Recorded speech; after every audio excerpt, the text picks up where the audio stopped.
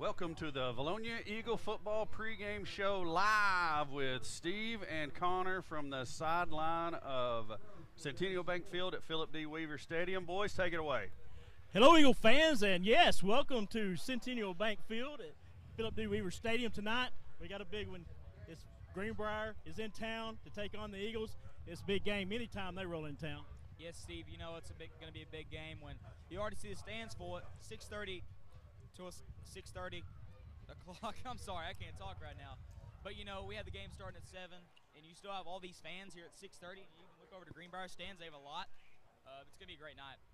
Yeah, you know, I'd like to see more fans get in here. You know, this is a big game. It ain't got the feel as it did last year, but it's still a big one. And, you know, both teams coming in off a loss. Both teams want to win to, you know, promote them into conference play. Yeah, both teams are coming in really hungry here, as you were talking about last year.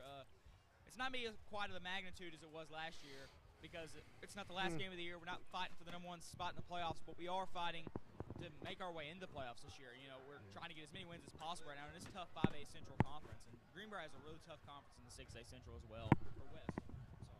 True. And, you know, tonight, you know, again, you got Greenbrier in town, but you also got Channel 7 over there in the corner. You got them here. You know, it adds a little bit to the atmosphere. So, you know, anytime Vilonia Greenbrier gets in, there's a good atmosphere. You feel that here. It kind of feels like you got that playoff atmosphere. Yeah, Game of the Week picked by Channel 7 and Y107. It's going to be a big game. You know, if all these big media outlets are coming to this game, I know it's going to be a big game. We're going to have so much fun tonight, Steve. That's right. We're hoping the rain stays off. Right now, so far, so good. You know, you look behind us, you got some clouds building back there. Hopefully that'll stay away and we'll be able to get this game in, hopefully without rain. Yeah, you're exactly right, Steve. I hope I don't have to be down here with this rain. You know, it'll be bad. You can do it, man. You got your rain gear, I'm sure. Not really. I got to figure something out. Well, hey, we're going to hear from some of our sponsors. We're going to come back and talk about last week's game. Kick it back to you, Corey. Name brands such as Duckhead, Lucky Brand, Oxford, Hey Dude, and more. Charlie's Corner is your one-stop shop for all your manly apparel needs. Don't forget to check out their sock collection and Razorback apparel when you stop by. Charlie's Corner, a proud supporter of Vilonia Eagle Athletics.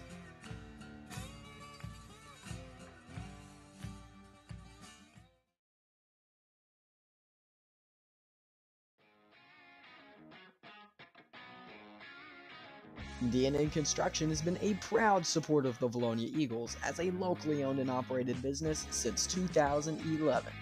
For any commercial, residential, and remodeling needs, be sure to call D&N Construction at 501-796-6316. And, as always, go Eagles! Linda Marie's, your one-stop shop for fabric, makeup, jewelry, fall decor, and more. Located on Highway 64 in the Vilonia Commons, Linda Marie's is a hidden gem and a staple of the Vilonia community. Linda Marie's is always showcasing seasonal deals and special offers, so come check them out today.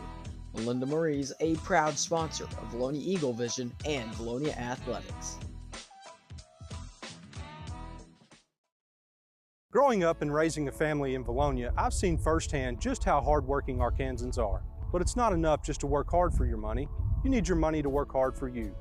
My name is Chad Roller, and at Genwell Financial Advisors, that's our job. We help your family plan for their financial future. Whatever stage of life you're in, give us a call at 501-205-7000. Genwealth is a proud sponsor of Vilonia Eagle football. Go Eagles!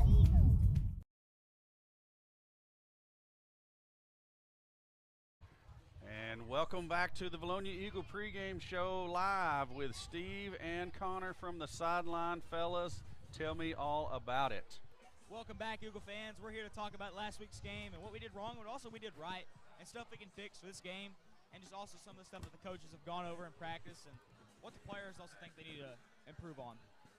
Yeah, you know, you look back to last week, it's really, we shot ourselves in the foot. You know, we had a chance to win it. We just couldn't get within that 2 points, but we just couldn't get over that 2-point hump. You know, again, just turnovers, mistakes, penalties. I think we cleaned that up this week. You know, in practice, I think they've really, you know, talked about that and concentrated on that, and I think we'll see a different ball team tonight. You're exactly right, Steve. In practice, they've been focusing on holding on that ball, make sure you don't fumble it. They're just simple mental mistakes. It was also first game jitters last week. A lot of these guys haven't even touched the field. A lot of the juniors, and especially the sophomores, and even some of the seniors, they haven't touched the field once in their high school career. So it was a big game for them last week, but they did a great job. I believe if we just cleaned up on the defensive end, I think you just stop giving up the big play, which they have some really good wide receivers there at Hot Springs. But if you just clean up the big play, don't let them get behind you, I think we'll be fine today. Yeah, and man, if you look at McKissick, man, what a game he had. His first time at the helm, being the quarterback of this team. 26 for 39, 373 yards, 3 touchdowns. Man, what a night he had. Yeah, I don't think he had any first game jitters there. He did a great job, but he also had some time as a sophomore, when Austin was a little bit injured. He did a great job then. He won a playoff game against the Maumelle Hornets. But he did a great job last week, and I hope to see the same thing tonight, and I expect it too. Yeah, and he was the nominator for the Faulkner County Player of the Week for Vilonia. I'm not sure if he won that or not, but big honor for him right off the bat to get that honor. Yeah, I mean, what a great way to start off your high school senior year. First week of school, you come out there and you get nominated for Faulkner County Player of the Week. I mean, that's a great accomplishment. You got a lot of good players in this Faulkner County. You got Jamarion Carr, I think, for Conway at their quarterback. He's a really good player as a sophomore, I think. But everybody's great in this Faulkner County, so it's a great honor as Weston McKissick to get that award. Yeah, and if you look at the Russians, Shaw, awesome job back there running the ball. 11 rushes, 48 yards. He really had a hard time getting. They had a big line. I think he has a better night tonight rushing the ball here. I think we ought to be able to blow some holes into their defensive line. He ought to be getting through there, get some long runs. Yeah, if you look at, I've been seeing some of the practice stuff, and I've heard from his teammates. He's really motivated to do good this game. Last week he was really frustrated. He's on the sidelines. He just wasn't feeling like his normal self. He just was really upset with himself. He expects to do better himself, and we hope he does better as well. Yeah, and again, he stepped up too. So you look at the receivers. Mosier, 6 receptions, 138 yards, 2 touchdowns. He really showed what he has last game.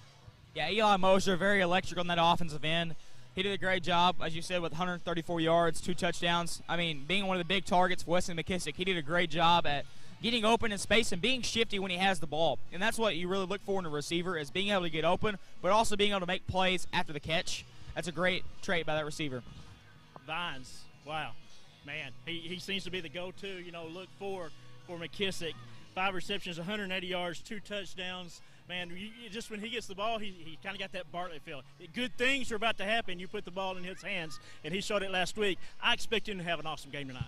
Oh, yes. I think they're going to utilize him more. I don't think they expected to see what he could have done there in that Hot Spring game. But he did a great job with 180 yards and 5 receptions, you said. 3 touchdowns or 2? 2 touchdowns. He did a great job. I expect to see the same from him, if not better, because I know those DBs for that Hot Spring Trojans team were really good. Yeah, and Nolan, man, he's really stepped up. And, man, he made some great catches. Fought for yards after the catch.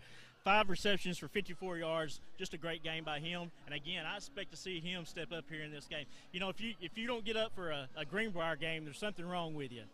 Yeah, all these guys have been itching this whole summer to play these guys. They played him in the Shootout of the South at Hendricks College in one of the summer tournaments. I think they won 48-0, I believe, in the 40-0 range. They did a great job, but let's get back to Nolan. Nolan did a great job, 5 catches for 55 yards. He did a great job there. He also did a great job on the defensive end, keeping people away from his side of the field, which just put him towards the bigger guys up front and made him be able to make more tackles. Connor, all in all, you look back at last week, you think we should have got that win. It's kind of one that slipped away from us. We should be undefeated right now.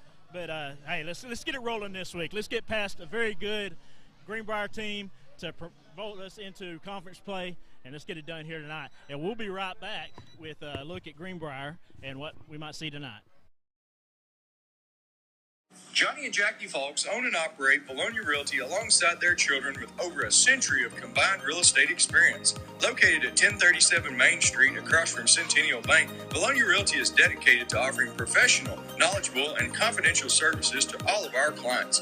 We are proud to partner with our community while offering full-service real estate throughout the Central Arkansas area. This includes homes, land, and commercial property. Call Jackie or Johnny, Jill Bonema, or Jared Fawkes at 501-796-8530.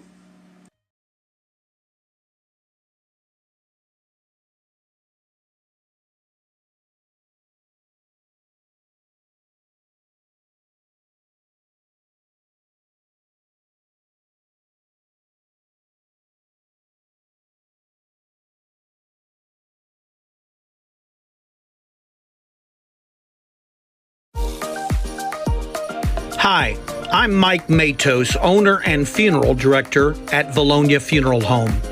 At Vilonia Funeral Home, we are proud to be locally family-owned and operated. We are more than your local funeral home. We're your neighbors and friends. Vilonia Funeral Home, a proud supporter of the Vilonia Eagles. 204 to see why they are so locally loved and trusted.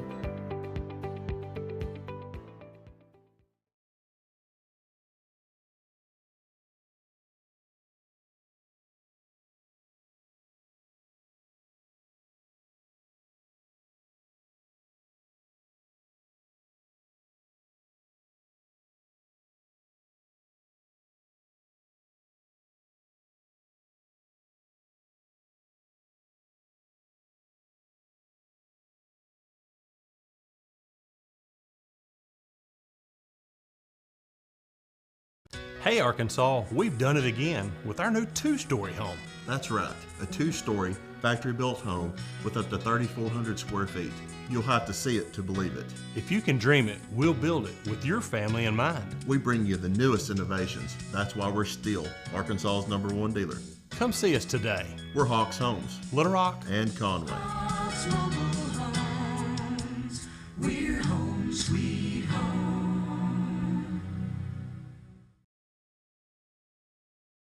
When you're in an accident, sometimes it's hard to make a decision on what to do. At Conway Collision Center, we'd be happy to walk you through this mess.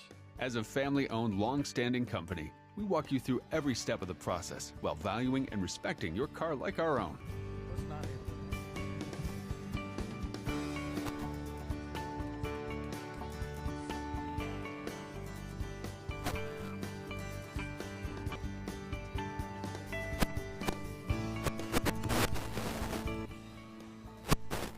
We'll treat your car like our own. Our reputation depends on it. And now back to the pregame show live with Connor and Steve down on the Vilonia Eagles sideline. Fellas, let me hear about it. We are back here at Philip D. Weaver Stadium. We're in front of the student section, and they are crazy. They are ready for this game tonight. Greenbrier's in town. The whole student section is pumped up, ready to go, Connor. Oh yeah, it's Jort/country night here in the student section. They're all brought their jorts, they all brought their jeans, they all brought everything they need. It's going to be a great night for the Vilonia Eagles. So what night is it for the George squad? It's Jort/country night. They're all rocking their jorts, their cowboy hats, their boots, their button-ups, everything they need. Nice, nice. Let's look at this Greenbrier team. What do we got coming in? This is a team, again, that lost last week. Who'd they play? Farmington, 28-13 was the final score there at the Panther Pavilion, or not Panther Pavilion, that's basketball at the Greenbrier Panther Stadium. And it was a tough loss for them, really just like us. Turnovers, they made mistakes, they cost them the game, and they really played a good game against them. Yeah, they played a great game. One guy we have to really look out for right in this game is number 31, Carter McElhaney. He's sitting at 5'8", 150. He's really good wide receiver or defensive back. He's really electric. He can make some big plays. We got to just watch him today. Don't let us get beat deep. That's what we struggled with last week against Hot Springs, and also just be able to make sure we can just stop him on the short passes and make sure he doesn't make explosive plays up at the field. Connor, I agree 100%. Man, he's the player. We got to shut him down. We shut him down, we're going to have a good night tonight. We don't, it's not going to be so good. Last week he had 5 receptions for 175 yards, 2 touchdowns, and an 89-yard kickoff return. Connor, if he gets gone, he's gone. Yeah, he was a special teams player of the week for the Greenbrier Panthers. He did a great job last week, but we hope we neutralize him this week. Be sure to do a great job this week. Hey, fellas, we're going to take a quick break so they can get set up for the Pledge of Allegiance and the moment of silence. So let's take a quick break, and I'll come right back down to you guys.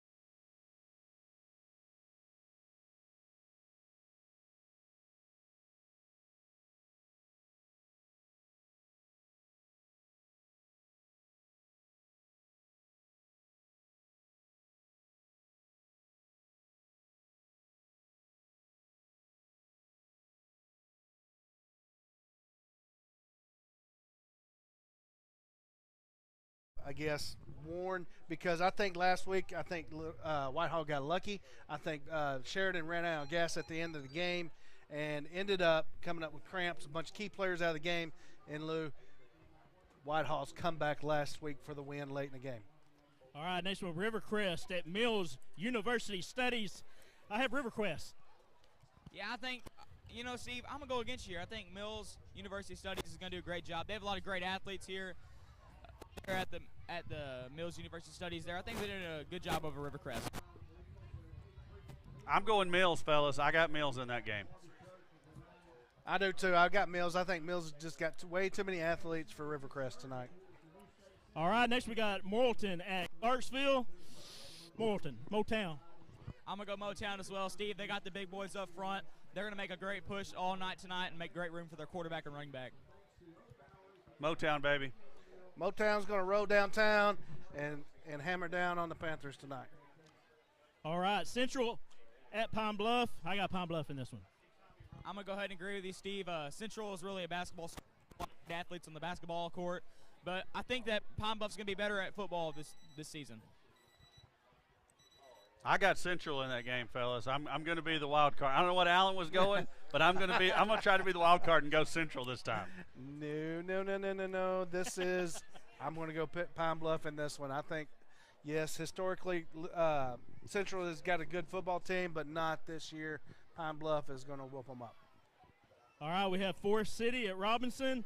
Going Robinson. You can't go past Robinson. Yeah, Robinson's a really good team. They're going to be great this year coming out of the 4A Central last year. They're going to be great this year. Coming in the 5A Central the first year, I think they're going to do an awesome job. I really think the Eagles are going to beat them, though. We have a lot of great athletes and great coaching. I think we're going to beat them this year, though.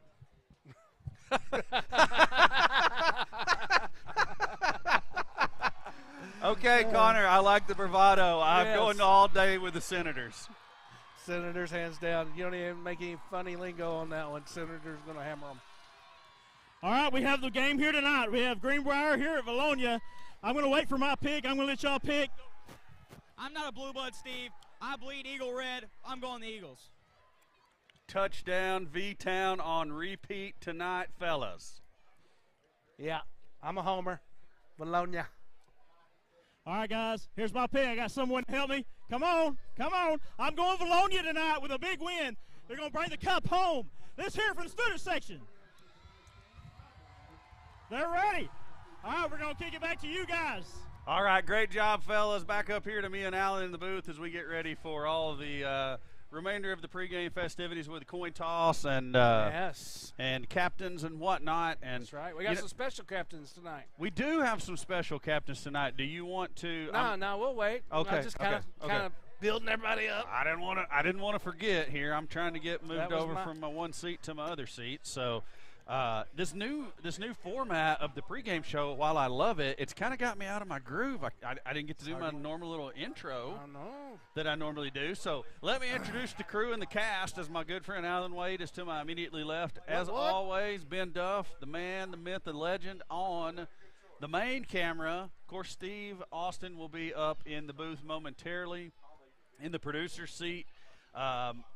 Making it look a whole lot better than I made the pregame show look while I was part-timing over there. And then none other than our man Connor Hudgens down on the sideline with the sideline camera and the Lawrence Family Hardware sideline reports. He's being flanked by somewhat of a special guest. We might get into that a little bit later.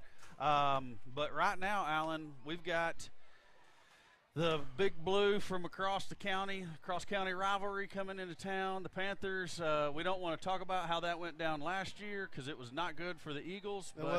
This is a new year, and what are you thinking? Well, as always, and it's kind of cliche to say it, but I can recall times Greenbrier is coming in here touted being, the best of the class, and Vilonia, barely scratching out one or two games, and it don't matter. Right. Vilonia come in here. What's the kid's name from Greenbrier that went to SMU? Remember that year? Oh yeah. We was barely scratching out one or two wins that year. We were. Greenbrier come to town and we just laid it on them. Why can I not think of his name? I can't think of that cat's name either. Somebody in the comment section tell us what it was. Tell us how we're wrong. You know who we're talking about, Steve? Yeah. The highly touted. You're turned down because we thought we were getting some background noise. That highly touted quarterback that came in went to SMU. Ooh. He ended up breaking his leg over here that night. Yeah. Yeah, that's been some time ago. Well, yeah. I mean, we're not talking recent history. Anyways, it don't matter. No, it doesn't. That's the point you're trying to make. Tonight, I do think Wesley McKissick showed us a lot of greatness last week. Yep. Buzz Shaw showed us a lot of greatness last week. That O-line showed us a lot of great things. We got the first game jitters out. Yep. I think Greenbrier is still searching for identity at this point. Yep. And I think we're further along in that process. Yep. Therefore, that's why we're going to hammer them tonight. Yeah, I'm with you on that. I think that we learned a lot last week. We played a very fast and very athletic team in Hot Springs. They got behind us a couple of times that we would like to have back. Some young Eagles growing up out there in them cornerback positions. Yep. Had the one turnover that we sure would like to have had back, and other than that, two fourth down stops that Hot Springs had. So as Mr. Nolan told me, you consider those a turnover as well. Right. And we had one of those second and one or. Yeah, something like that. And we didn't convert that. Yep, that's right. So, that hopefully all of those were learning points for us as a coaching staff, as a player. And here's our captains. Yeah, here we go. Captains for tonight, 4-year Vilonia Eagles are number 1, Jack Vines. Number 23, Carter Robinson. Number 65, Caden Henson. And I missed the other number, 70. What is it? 70, show me your number. 78, that's Mr. Gabe Fowler, and I can't see the Panthers numbers right now. We'll get them in a moment, but honorary captains as part of the Hartness Roberts Scholarship winners from the previous year are Mackenzie Bean of Vilonia and Jelaine Tyndall of Greenbrier. Those are your honorary captains, and if we get a chance to get the Panther captains, we will. Looks like we got a 67 for Greenbrier, and they put their roster on 2 pages. I do not like that.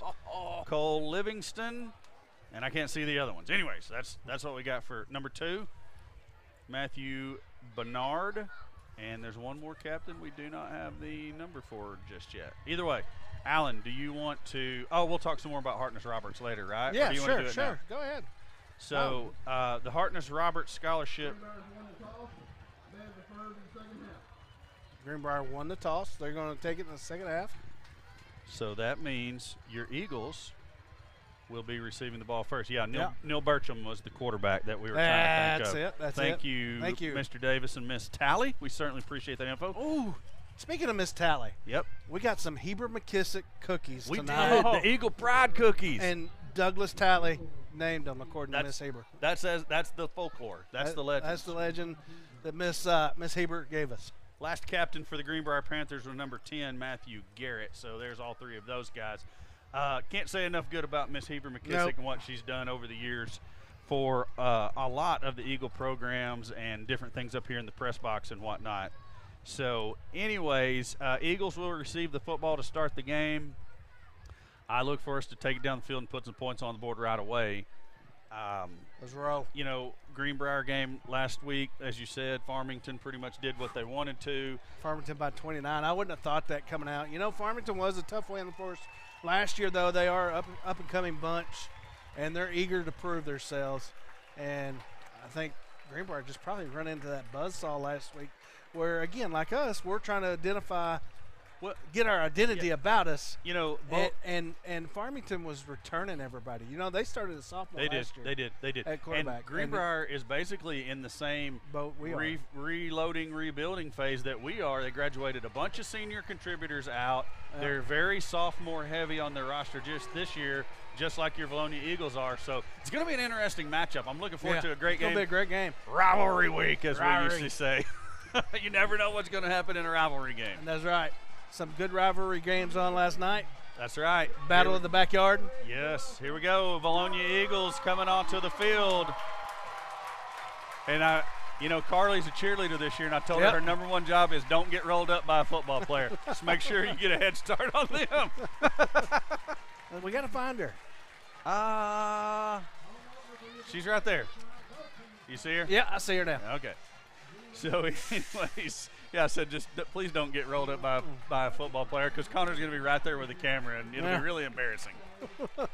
So, anyways, we had a little fun with that. It's game time. Hey, if anybody can tell me, now this is the world according to Alan. Oh, Lord, here we go. That's a scary place to live. No.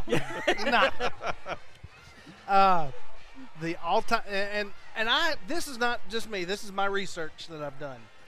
So, still the world according to Alan. According to me, what the all-time series is. I think the Panthers are up by 2 games. A little more than that. Okay, well. I say they're up by 5. All right, let's start off with this. How many times have we played each other? Oh, 35. Way off. No, that's way off. I'm just throwing stuff out there. Yeah. 55 times That's 50, we have met 55 times dating back to 67. I cannot come up with a year since 57 that we hadn't played. Okay. 67. I did say 57. 67. So yes. So 55 games. Your two numbers need to add up to 55. Okay. There you go. Well, let me talk about these guys that are back deep to receive for the Eagles. Let's do Number it. 4, Hunter Wells. Number 7, Eli Mosier. And for the life of me, I can't get the middle guy's number. Is it 24? Cadian Gibson? I think it might be. I haven't seen the number yet. Something, we got a little pause on the field here. Official giving some directions to the Panthers. Oh, they were waiting on the kicker. Is that that's the that's quarterback. Yeah, that's number 17, Griffin. Kane Griffin. Junior quarterback, backed up Mr. Wilcox last year. Yep. Again, Greenbrier kind of the same boat. They're actually returning more starters than we are. 2 on offense, 3 on defense. Yep, and they're gonna hold the ball rather than place it on a tee. They may have forgot the tee. They may have. And the Eagles are starting to creep up where they're thinking onside, but you also know the Panthers like to do that little corner kick, that little high corner kick, and hope to outrun you to the football or get you to miss field one. And they may have watched some film on the Eagles last week, you think? Yeah, we struggled with that a little bit, didn't we? Yes, we did. I bet that was part of this week's practice. Griffin's going to kick it semi-deep down the middle, and they were definitely offsides by a pretty significant margin there. So that'll back them up 5 yards and a re-kick from the 35. Man.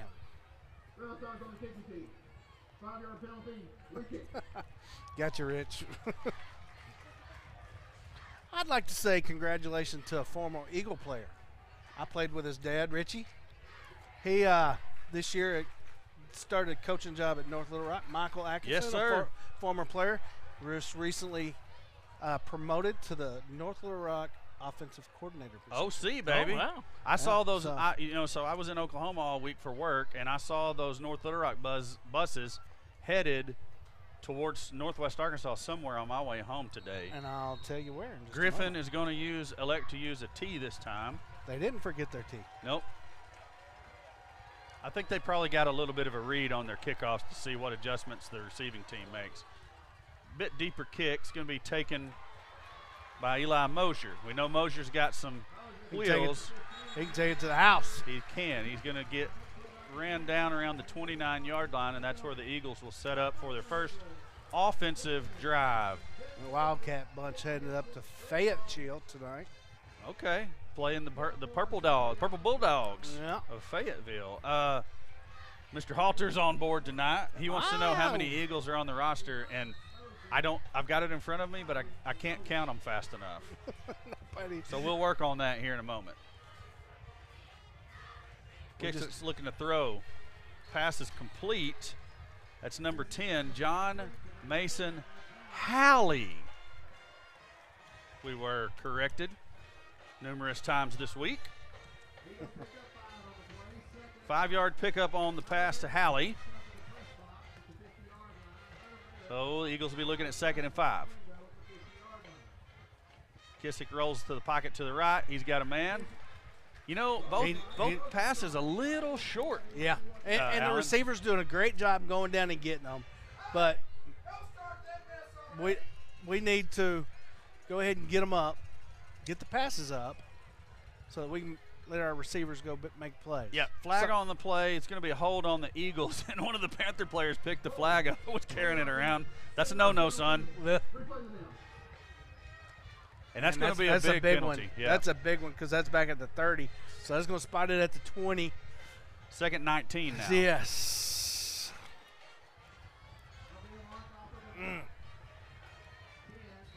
Can't shoot yourself in the foot. That's for sure. No, and that was part of the problem last week. Penalty yards. McKissick throws. Put it Vines. on him. And, I mean, that was perfect. Threw it when he was coming out of his break, put it right on his numbers. Vines never knew McKissick let it go until he got his head whipped around. That was great decision-making there by McKissick and a good throw. I'm going to say Vines probably wishes he had that one back. Yep. He'll nab that one next time. Generally sure-handed, Jack Vines. 3rd and 19. McKissick all day, loads up, throws deep. Yeah. That's a good play by the Greenbrier player. I think he made a good play. You know, I'm wondering about the offhand though. It was almost on the shoulder of I'm going to tell Hallie. you that. I'm going to tell you. If we're on defense and that gets called pass interference, I'm going to be mad about that. Okay, we'll see how it develops. That's Matthew Garrett on the defense there for the Panthers. I don't know, Alan. I just saw it up on my screen again. I'm not sure you wouldn't like to see that one again. Okay. Panthers. I still want to go play a game. Oh yeah. And if it's going to be a little physical, let's know that at the beginning. Let's go be physical. Okay. Ball bounces. Hits him in the face. face. The Eagle right in the face mask. That's Matthew Benzing on the coverage, the speedy Eagle. Yeah, good coverage. Ball's going to be downed at the 45-yard line. That's where the Panthers will take over for their first offensive series. Stay here? Okay, yeah, we're going to stay right here. Oh, my. Great field. So Halter, was it the UCA quarterback that got beheaded last night, or was it the Missouri State quarterback that got it? Because apparently it's went viral, and I haven't seen it. Have you seen it? You know, Missouri State and UCA Bears played last night. Yeah, what was the score? I was trying to find that. Missouri State won by a couple touchdowns. It was ugly early, and the UCA made a little bit of a comeback. Missouri State won. Handoff's going to go to number 31. McElhaney. Is that McElhaney? Yeah, and you're going to have to tackle him. Yeah, you're going to time. just circle, know where he's at. He's their playmaker. He's a huge part of their offense. Word that I got was last week, if it wasn't McElhaney, it wasn't much on offense. And a little bit of confusion by the Panther offense. They do a lot of moving around. What little film I got to watch last week, they had to move a lot. McElhaney comes back in motion into the backfield. It's going to be a swing pass to him. They like to do that right there. You got his tackle, fellas. We got to get him the first time. There we go. Good job. Way to stay with it. Ultimately tackled by Skylar Cole, number 11. But we got to get him that first time in the backfield and get a loss. He's going to lose a yard on the play. So it's going to bring up a 3rd and 3. Yep. Good job with a lot of Eagles pursuing the ball on that little swing pass. You think maybe they put him into motion a lot and try to get him into spaces and one-on-one places where he can give his wiggle and jive to one person and try to beat somebody down the sideline. Panthers are going to actually.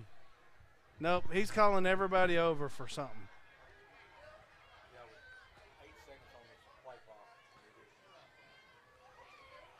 I don't know what's going on here. He's kind of just talking to the Greenbrier guys. But why are we going to reset the clock? Why are we I don't understand an official coaching a team up and then giving them a fresh 40.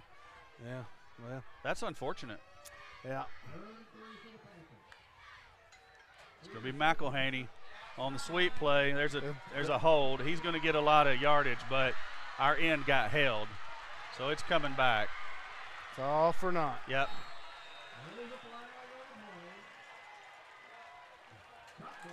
Shot block. See, I told you our end got taken out. It was either our end or our outside backer. I think he came down in good position and he just got taken out.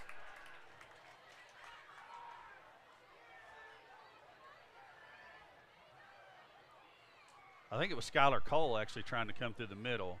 They were engaged up high and then they chopped him low. So. All right, that's going to take the ball back to. Penalty's a big part of the game to this point. Couple of little jitters going on. Yep. Got to hope everybody will calm down. All right, ball's going to be placed back at the 41, so it will be 3rd down and 13.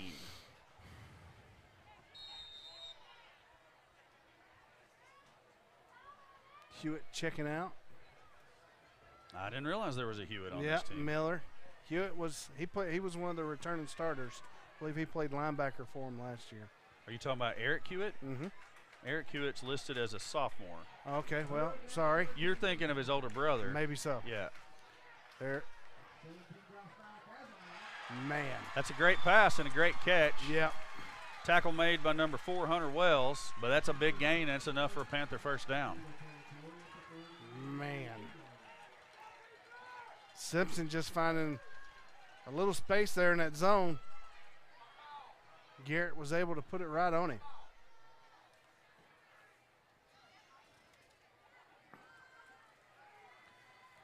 Panthers rushed to the line like they were wanting to go quickly, but now they're looking to the sideline for some direction. 10 on the play clock.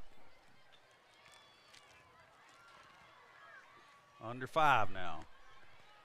Not sure we all got set. McElhaney out of the backfield. He danced out of that one, didn't he? Yeah, I mean, we're making good contact early, but we just got to hold on and actually make the tackle Yeah, there. that he is a player that you can't reach and try to arm tackle. You're going to have to get to him and drive through him. It's going to be McElhaney in the backfield this time. Alongside Griffin.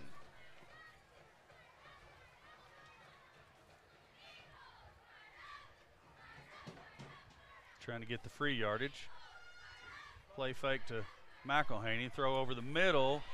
That ball is complete to Lawson Worthy.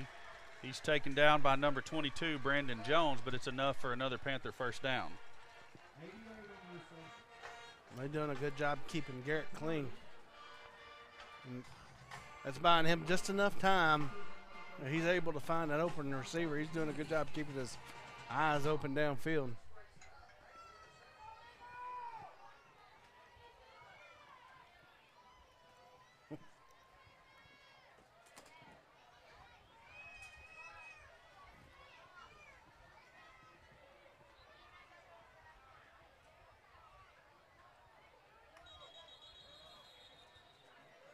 Clock was at 0.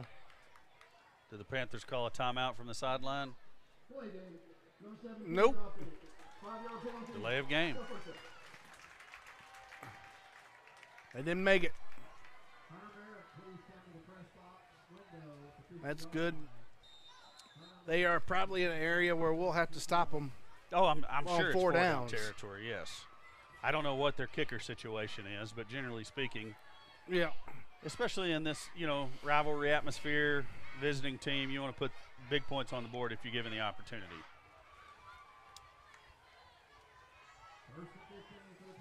Man, wide he's open wide receiver. open. I mean, there's nobody anywhere close. That's an easy touchdown for the Yeah. Panthers. That's Izzy Guzman. Check his name. What's his number? 14. Izzy. I'm going to say Guzman. Guzman.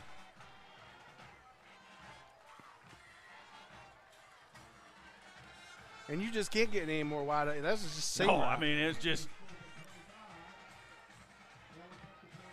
Yeah, I mean, I don't know. I don't know what happened. Breakdown of coverage there. So yeah, with the point after being good, the Panthers lead your Eagles by a score of 7-0, and we're going to take this opportunity to kick it down to Connor for a Lawrence Family Hardware sideline report. Connor, Eagles taking the ball right down. The Panthers taking the ball right down the field against the Eagles and putting 7 on the board. What do you think? What do you think it looked like from your vantage point?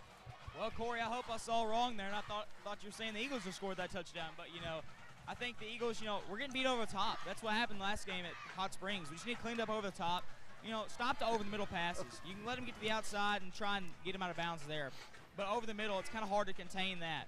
They can also get to the outside there. So we got to keep over-the-middle passes out of the game and just stop Carter McElhaney. If you stop number 31, Carter McElhaney, you'll win this ball game. I agree with that, and McElhaney was a big part of that drive early on, but then later there after, Worthy had a big catch, and then Guzman with a touchdown reception, so maybe the Panthers are a little more multifaceted than what we had been told. All right, we're going to take it back to the field for the kickoff. That's why I don't look at text messages during the ball game. Sometimes the action behind the scenes is just as good as what's in front of the scenes.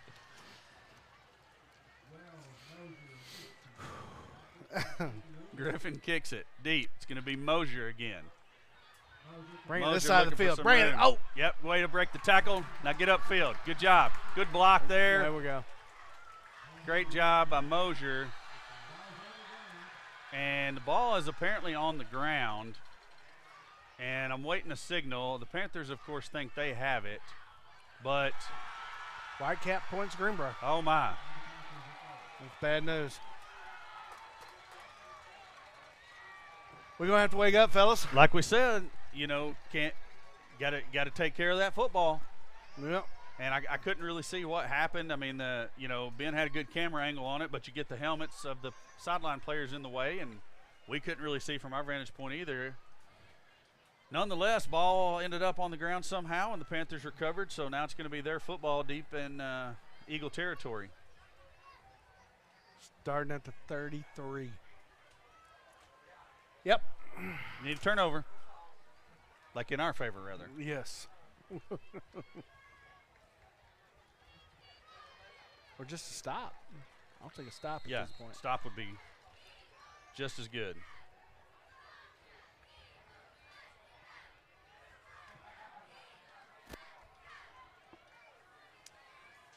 McElhaney lining up in the near side slot. Look for him to be put into motion. Quarterback's going to keep on the left side. And he's picking up 7-8 yards. Yeah. Again, we made contact, of what would have been a minimal gain, but seems like every time we make contact with the Panthers, they're falling forward for extra yardage. It'll be about a 6-yard pickup.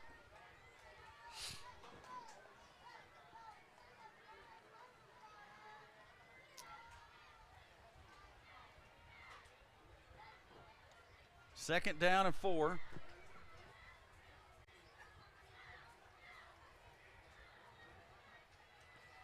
And Alan, this almost feels like a repeat of last week. The defense has been on the field a lot. Reaching. Yep, McElhaney. Oh! McElhaney runs into his own guy. He is a Hunter Wells, the first Eagle there. He's tough. He is, and he's not a big fella. No. And the official sent him off. 5'8", 150. Yeah, official sent him off of the field for some reason. Huh. That'll be Parker Roberts checking in for him. Yeah, I didn't see anything. His helmet didn't come off or anything. I didn't see it either. Maybe it's some language. Who knows? Parker on the carry. That's a great job there by the Eagle tackler. That's number 42, Jordan Roberts. Pickup of 2 yards. It's going to bring up 4th down and 2, and the Eagles are going to get an opportunity for a big play here defensively. Big stop. Looking for McElhaney to check back into the game, but I haven't seen him yet. I don't see him out there, so. Nope. Watch out for the offsides play. Straight run. Eagle defense holds. Great job by the Eagle defense. Turnover on down. Eagle football at the 25-yard line. A little jaw jacking going on right there. I like to see it. As long as it's all in good, clean fun. Yeah, the Panthers tried just a power run, and the Eagle defense said, no, thank you. Not today, baby. Not in this house. So, I love to see the stand by the defense there. We needed it. Get the team a little bit fired up. Let's see what Wesley McKissick and that Eagle offense can do.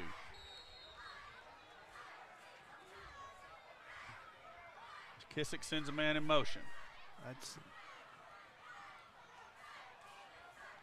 I couldn't ever see the number of the running back there. That's Cadian Gibson out of the backfield.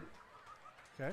He picks up 3 or 4. Let me see where they set the marker down. Actually, he's going to pick up, 3. 2nd down and 7. Gibson stays on as the back. And I haven't seen Shaw in the game yet. I don't know if he's hurt or what, but I haven't even seen him out on the field yet. I'll be looking. So far, it's been Gibson and Schultz in the backfield. McKissick looks, got a man. That's Vines. Vines gives ground. He's fighting to try to get out of the tackle. He cannot do it. They are going to give him forward progress up to the 32-yard line. Shaw does check into the game. Ball's moved back to the 30-yard line, so looking at 3rd down and 5. I think that's the correct. We hear some yelling in the background. I think that's the correct spot. I think he gave ground. Yeah, I think he did too. Try to make a play. I thought the initial spot was generous, to be honest with you. Shaw motions out of the backfield. Empty set for McKissick. Straight drop. A lot of pressure coming. McKissick go get it. Go get it. Just go get that first down. Great job, Wesley McKissick. The decision-making continues to be on phenomenal point for Wesley McKissick. I can't say enough good about it. Smart young man. He's got a good football IQ so far that he's showing us. And that's the danger if you're the Greenbrier Panthers and you choose to blitz. Yep. He's not a slow guy at all. You know, he plays basketball, so he can move a little bit. Kissick, quick throw out to Vines. Vines makes the reception. It's going to be good for 4 yards, I believe. Yes, 4 yards. Should be 2nd down at 6. I like kind of what we're doing. We're building some confidence with some of these little short routes, short passes, easy passes, and Greenbrier's biting hard on them. Here in a minute, I want to see the little shoulder shrug and go. Yep. Screen pass, Eli Mosier. He has a little trouble hanging on to it, does a good job to come up with the football, and fights forward for a gain of 1 yard. It'll bring up 3rd down and 5. Greenbrier had that one sniffed out. Like you said, they're still biting hard on everything underneath, so they are. Look, if we can convert here, I'd look for us to take a shot on 1st down or 2nd down. Especially if you get a good gain on 1st down, you got 2nd and short. Perfect time to take that shot. Yeah. But we need a play right here that we're getting 5 with. That's Mosier in the backfield. Fake to Mosier. Good job by McKissick. Throws into a bit of traffic, almost intercepted. It's going to bring up 3rd and 5. 4th and 5. I apologize. 4th and 5. Yeah, we got to punt this one as bad as I hate to. I think we're going to leave the offense out on the field, Alan.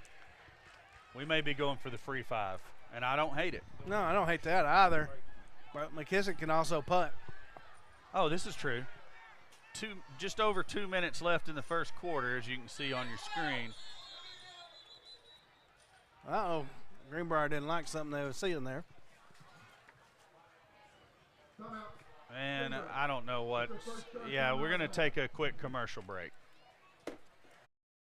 Johnny and Jackie Falks own and operate Vilonia Realty alongside their children with over a century of combined real estate experience. Located at 1037 Main Street across from Centennial Bank, Vilonia Realty is dedicated to offering professional, knowledgeable, and confidential services to all of our clients. We are proud to partner with our community while offering full-service real estate throughout the Central Arkansas area. This includes homes, land, and commercial property. Call Jackie or Johnny, Jill Bonema, or Jared Falks at 501-796-8530.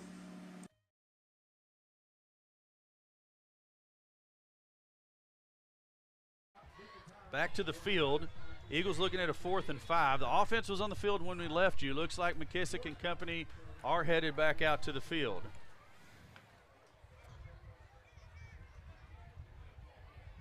Looks like Braden Brewer is your near side receiver.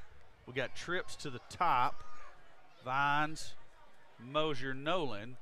Katie and Gibson is in the backfield. That's Nolan in motion into the sniffer position.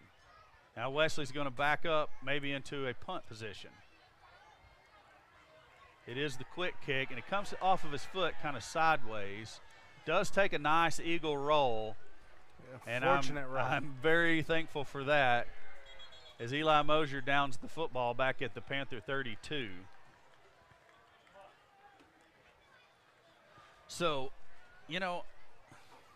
I would have came out of last week saying I thought offense was not going to be an issue for us. Kind of struggling. Thus far, just sputtering around a little bit. I mean, we made some good plays. We on the struggle bus right now offensively. Yeah. And you almost say that defensively. I can't argue that point. We come up with a stop. With a big stop there. I did like that. But we're going to have to get something worked out in the backfield of our defense. and keep these receivers from just roaming around in free zones. Yeah, you got Vines as the deep safety and Mosier as the down safety. Quarterback's going to fake and then keep, and it. He got 11. I mean, he's just got all kinds of green in front of him. Well, he must have stepped out. He got 8. 8. Sorry. 2nd and 2 now.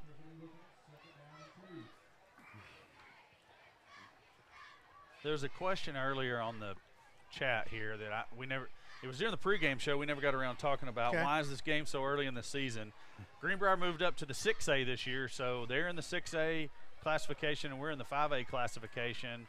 And this was the only slot to have the game in because this or week 1. Yeah, next week Vilonia goes into conference play. That's a good play. That's Benzing on the play and Vines. Yeah. Benzing on the initial coverage. Vines comes over and makes the hit. But anyways, yeah, so the Panthers are in a pretty tough conference you were telling me about, Alan. 6A West over there. They're picked 7th. Again, there's 9 in that conference over there, Mountain Home. You got a Van Buren. You got a Greenwood. You got a Pulaski Academy. Yes. You got a Little Rock Christian. It is Russellville. Yeah, it's stacked. Yes, it is not. The 6A was not couldn't gentle on them. Couldn't have happened to a better team. Lake Hamilton. I kid to my Greenbrier friends out there. All in good fun. First down there by the Panthers on the run. They're going to move a little more quickly. Ball's right up in the air and out of bounds. He caught it. Yeah. Wells caught it. That was Hunter Wells on the good hustle play, but he wasn't able to come down in bounds with it. I was worried he was going to break his leg on the bench over there or something.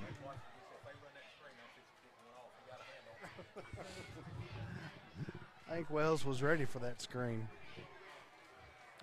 I think they've seen that on film a little bit. I feel like both teams have done a little bit of that tonight. Yeah. Big 2nd and 10 here.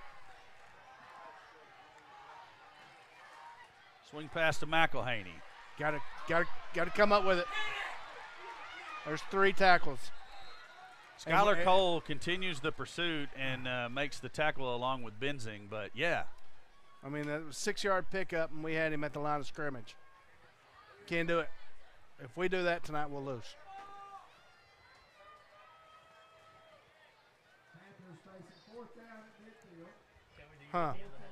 Now, is it 4th down? Yeah, it's 4th. 3rd down. Okay. 3rd down and 4. Okay. Reset the clock. I thought it was 3rd, too, and I heard him in stadium say 4. Whew. But Garrett is their punter. That's good. Everything. Oh, the ball's on the ground, and the Eagles recover. I didn't see who made the hit because I was looking down for a number, but great job by the defense to knock the ball loose and then go recover it. We needed one of those. So there's one for each team to this point. I apologize to whichever Eagle player made that hit that knocked the ball loose. I was looking for something else. I assumed he was complete and on the ground for a first down. Yeah, I got a big Yeah, it came in from the backside. I still didn't pick up the number. Either way, Eagle football. So a little bit of sloppiness by both teams thus far, Alan. Would you agree? Yeah, it is a little bit. Like we said earlier, though, it's a rivalry game. You have no idea what's about to happen. That's Shaw in the backfield. McKissick, high snap, does a good job handling it. Complete. Good pickup. That's John Mason Halley. He's going to pick up 9 on the play, be a 2nd and 1, and this is the chance right here, Alan. Give the little shoulder dump. Give that little shoulder dip we saw. Let's go get 6. They're going to throw quick to Halley, and it's a little high. That's like another one earlier in the game. You got to go help your quarterback out. Yep. There's 2 or 3 that our receiving core has not brought in that would have helped the team and McKissick out on the night. You just got to come up with that play. Jordan Roberts checks into the game. He's probably going to be like a sniffer back tight end type position. He's going to line up at, let's see, we got an unbalanced line, a sniffer, a tight end. Shaw's on this side. Vines takes the snap, and that's sniffed out by the Panthers immediately. I don't know what was going on there. That was our Wildcat package, and we got hands going on the side, wondering what was going on. All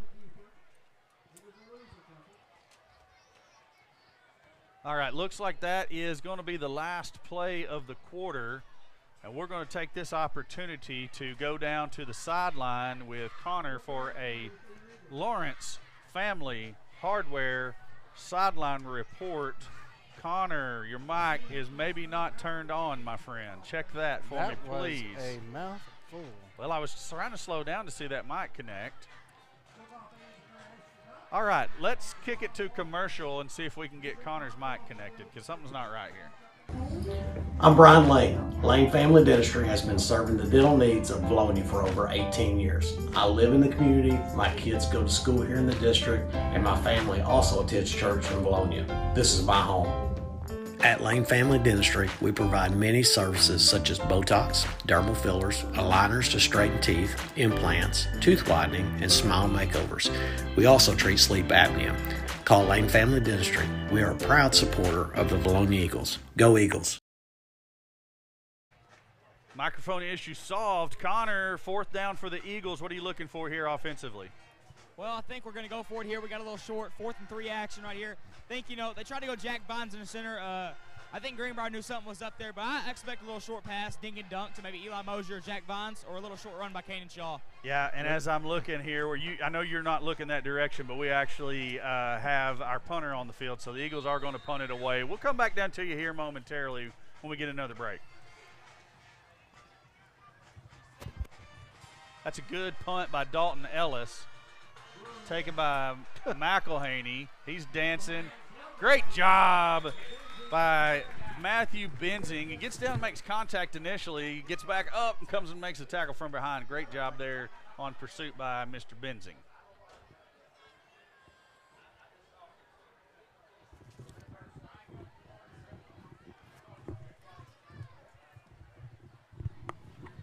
So the Panthers are going to have it 1st and 10. Back at their own 27. This game's giving me anxiety, fellas. I know it. That's why I had to take my headset off for a moment. I apologize to you. That's okay. It's okay. So, Panthers going to take over at 11:51 on the in-stadium clock there. 2 timeouts left. They up 7-0. Good job. Good pursuit there. Oh, my goodness. Got to hang on. Good job. Ultimately, a great play by the Eagle defense. But I got to hold my breath because, Alan, I mean, I'm not putting anybody down. No. It's just it is what it is. We're missing tackles. We got to wrap up. Yeah. Oh, I hate it's like I'm sitting here on pins and needles like, please get a hold of them. Please get a hold of them. I want us to succeed for sure. Loss of 3. 2nd down and third, actually maybe 4. That's a quick pass, and it's going to be up near and a 1st down ultimately. It'll be close. Just a little pop pass. I mean, it was basically a lateral, if you will. Yeah. I mean, threw it straight sideways. They're going to take it out to the 36. They're going to be a yard shy of the 1st down. A long yard.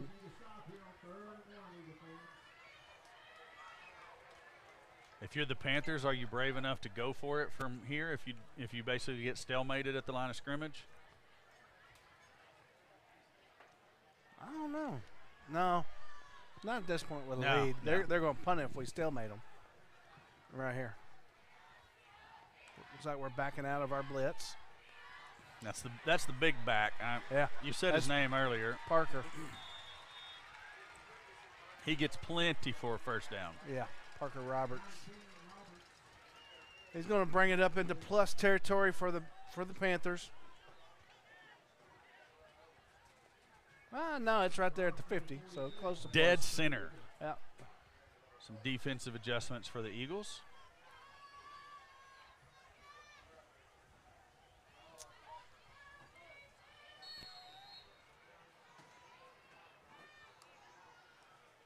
Griffin gives. There we go. Good job. Defensive penetration. It's going to be Skylar Cole on the tackle.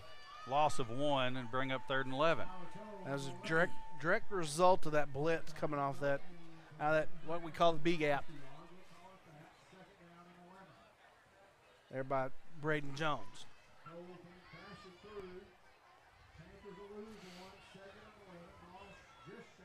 Bring up a 2nd and 11. Garrett scanning. Hey, there we go. Yeah, We've got a flag. Yeah, it's going to be a pretty big gain, but again, it's all for naught. It's Miller on the catch and tote. Yeah, our corner on that side was trying to come down and make play, and he was just getting held. Yeah. I believe that was none other than Ace Sal getting held right there. That is a little Sal. He's not as little as he once was. He's not. He's grown up. As we said before, it's easy to make plays if you're holding. So the 10-yard penalty takes them back to the 43-yard line. So if I can do math, is that going to be 2nd 17? Yep. 17 yards, 2nd 17. McElhaney initially in the backfield. Now he motions out to this side. There he is. Griffin looking, loads up, throws deep over the middle. Vines, great coverage by Vines. Also Mosier over to help. Great coverage downfield, but that's why Griffin had all day, because we had good coverage. Everybody was covered up. Excellent job by the Eagles secondary.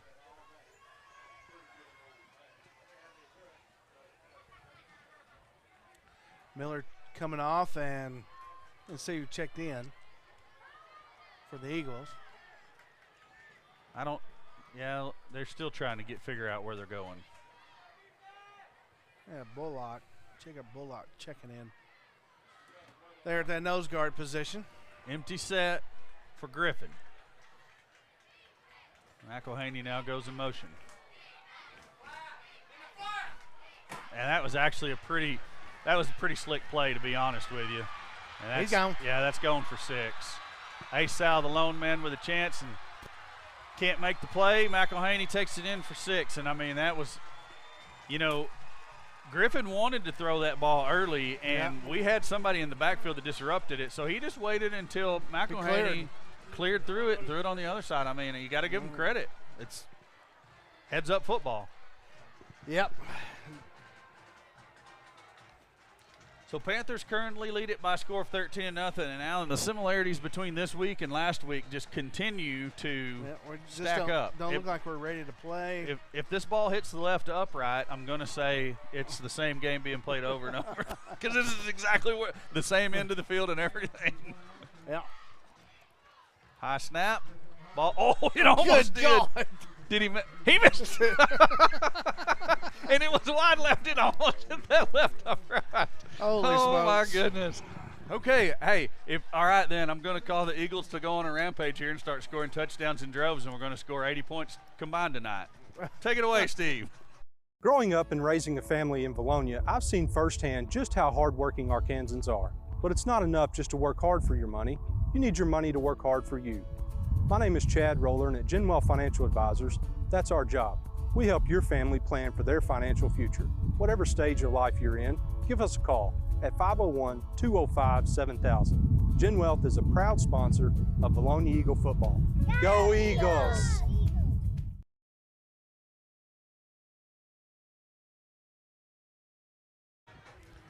Back to the field.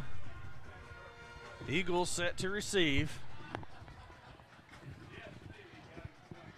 We got Mosier back deep. We got Eddie Flores back deep. And we got Katie and Gibson back deep.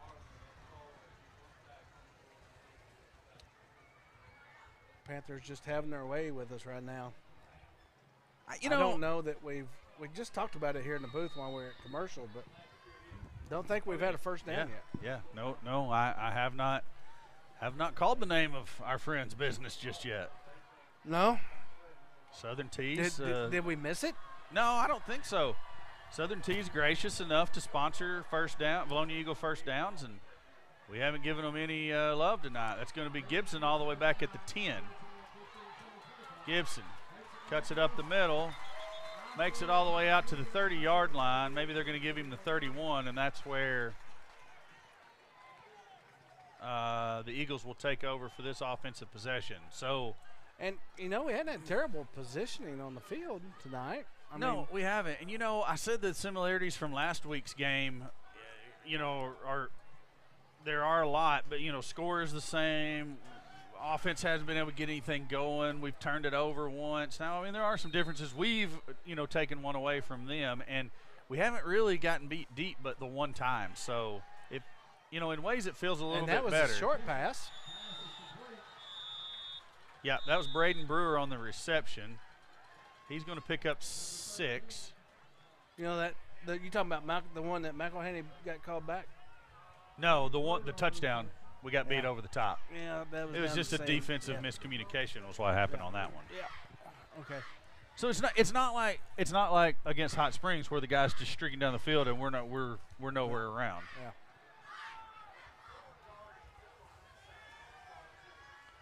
Kissick pass out to Shaw, and he cannot handle it. And that's another name we haven't called much tonight. No. But we haven't had that many offensive plays either. No, 12 before the start of this possession. Just 12.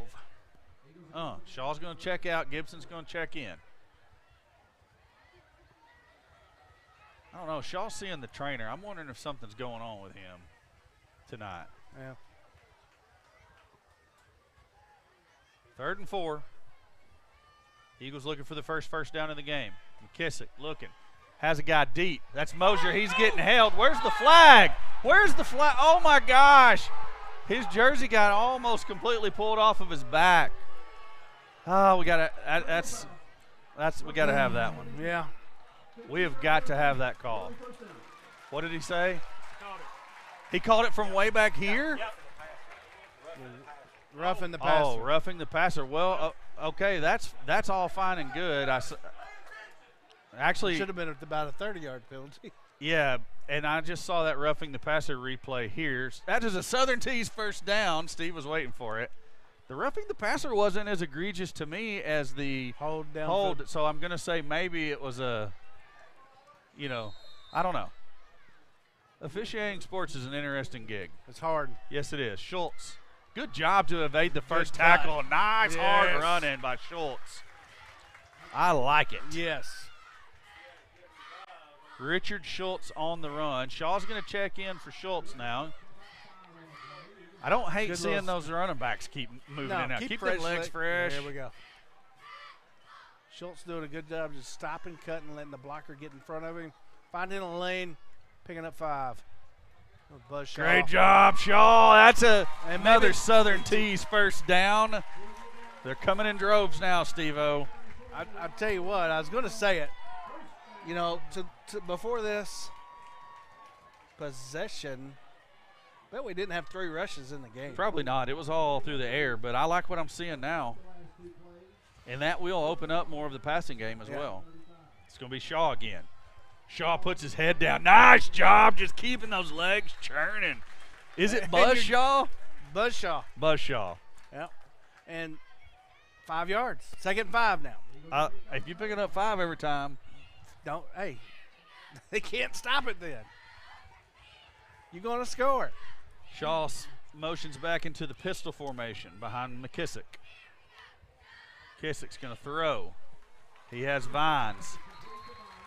It's going to be very near it. Very near it. It's going to certainly depend. Well, he's not going to even put it down, so it's not going to be a first down. It's going to be just short, about a half yard short. 3rd and very short. That down marker is in between the 30 and the 29 if you can't see it on your screen. Ball's placed at the 30. Shaw's going to get his chance. Fights forward. He's got it and then some. Another good job by Shaw to just keep the legs moving and pick up extra yardage after first contact. That's a Southern Tees first down. My bad. Got to get back in the groove. Yep. I forgot how to say it for so long in the game. We didn't have one. Yep. 1st and 10 from the 23. Tunnel screen, Vines. Panthers had it sniffed out, but they missed some tackles too. They are bad. But there was enough of them around they pursued, and it's going to be a loss for the Eagles. Yep. Running game is going to open up holes for our passing game. Let's keep it going, but we're behind the sticks now. So does this make us go into the hurry mode of I've got to move it down the field through the air? I don't know. I think we're in in 4-down territory. I think we still run. Yeah. Gibson's the back. He's going to step up to McKissick's left. 8 on the play clock. High snap. Fake to Gibson. McKissick looks. There it is. He's got a man over the middle. Oh, good interception. I mean, that's just a great play by the Panther defender. It sure was. That's number 2, Matthew Bernard. And I mean, just a great play because he lays out and says, give me that. Yeah, because Mosier had him beat. I think it was Vines. No, that was number 7, Mosier. Oh, was it Mosier? Okay, yeah. my bad. Mosier had him beat. And Bernard just last-ditch effort lays out. We do need to put some points on the board this half because Greenbrier does get it at the half. Yep, we got 5:45 to do that. Panthers pinned deep now. They haven't started this deep in the game, this deep in their own territory in the game yet. They're all the way back at the 7-yard line. But as we stated, what are you going to do here? You're going to give the ball to your playmaker in space here and let him go make a play. So they're fixing to swing McElhaney out to the wide side of the field, the top of your screen. Give it to him. He's going to go make a play. They give it to him to run to that side. He took a pretty good shot there from Katie and Gibson. Not before he picks up 5. Right. Now, he ran a long ways to get that 5. Yeah. Well, at the end of the day, it went down in the record book. He picked up 5. That's he right. picked up 6.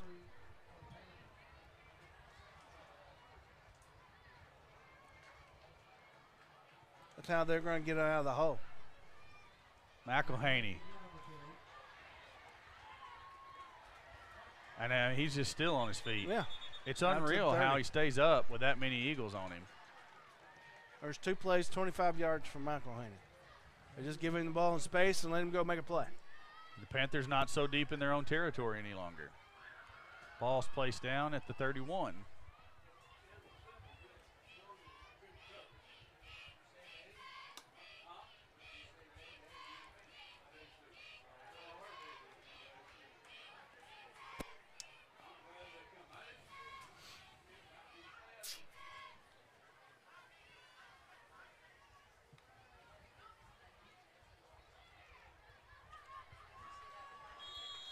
Straight give to, I can't remember his name.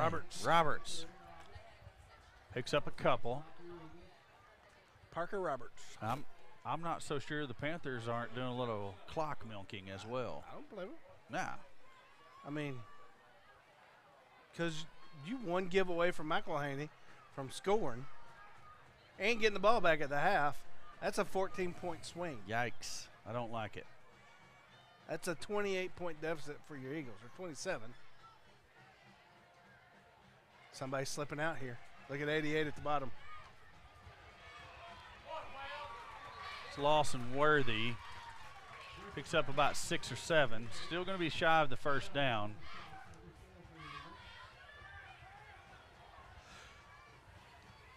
I don't know.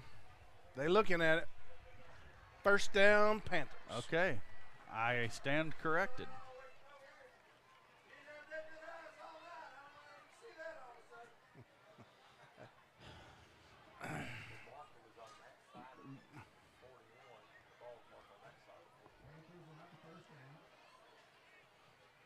Official asking us to raise the roof.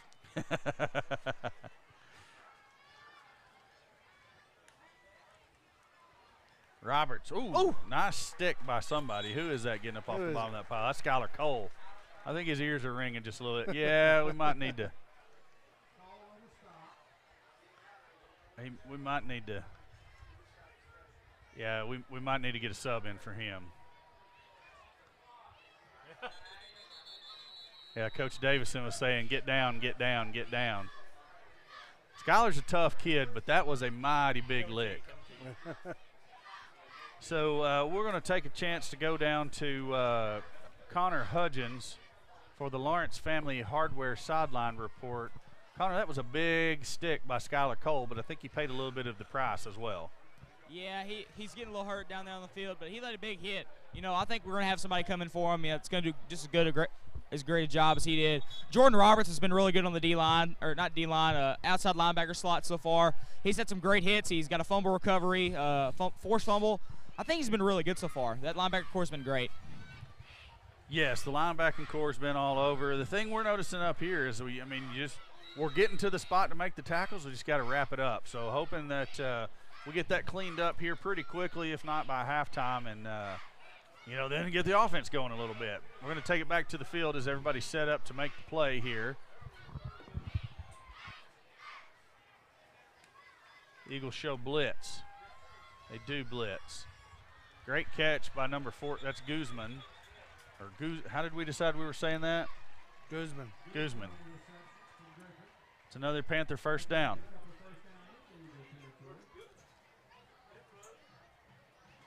They are killing us in the flats. Yes. And then McElhaney's killing us just in space. You know, it's like I said, this game's giving me anxiety because it feels like we're down by 35. It does. But I look up at the clock, we're only down 13. I know it. And I guess that's where the negativity in my voice is coming from. I feel like we're down 107-0. Oh, my goodness. The pass was a little high for Worthy. He couldn't hang on to it. Mosier had a chance, but cannot put his hands on the ball for the interception. Everybody would like to have that one back.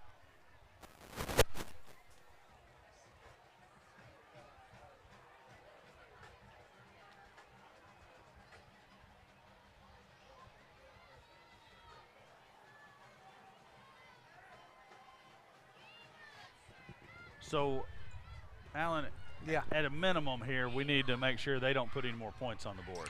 Exactly. 3 minutes left here and a half. We're going to put a little there. Felt like a little hold there in the middle. Man, they're just tough. They're tough runners. And that time, to give the credit, we were wrapped up. It just took a couple more helpers to come along, clean up the tackle. Stay down there for halftime. 3rd and 8, and I think. Yeah. At what point do we use our timeouts? We've got 3 on the board here. I think if I'm in Coach Langro's head right now, I'm thinking he's going to. Yeah, but he's going to have to take one after this play. If they don't pick it up, he's going to have to take one because I can't imagine them doing anything but punt unless they're like half a yard away from the first down or something. Oh, ball's on the ground. Griffin picks it up. Now we do it. Now timeout. Timeout. Yep, Coach Langro does take the timeout. Good job. 2 minutes left. Straight at 2 minutes on the clock, and we will take a commercial break. Just pay them. Linda Marie's, your one-stop shop for fabric, makeup, jewelry, fall decor, and more. Located on Highway 64 in the Vilonia Commons, Linda Marie's is a hidden gem and a staple of the Vilonia community. Linda Marie's is always showcasing seasonal deals and special offers, so come check them out today. Linda Marie's, a proud sponsor of Vilonia Eagle Vision and Vilonia Athletics.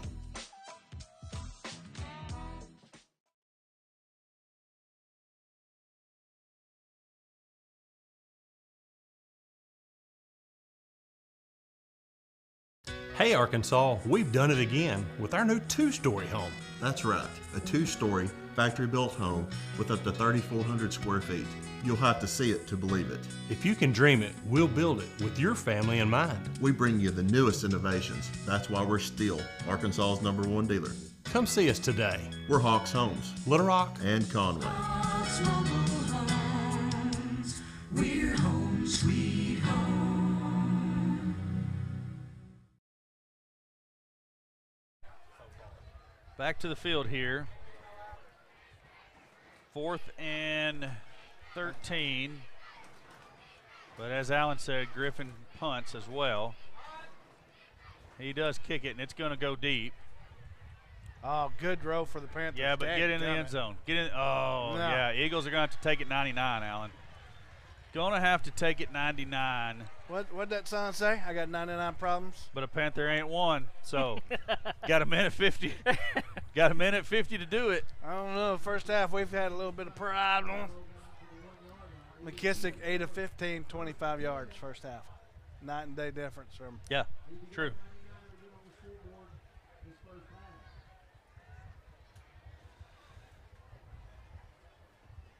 Two timeouts for the Eagles. 99 yards to go. Panthers are going to. Even got the Greenbrier staff over here looking at Cole. Huh. McKissick from his own end zone. Incomplete pass intended for Zach Nolan. Now, one thing we don't want to do. Yes, we're showing A quick three and out. Yes, that's right, because then they're going to try to put the Yeah. points on the board. Yeah, we're doing a halftime show. That's standard fare.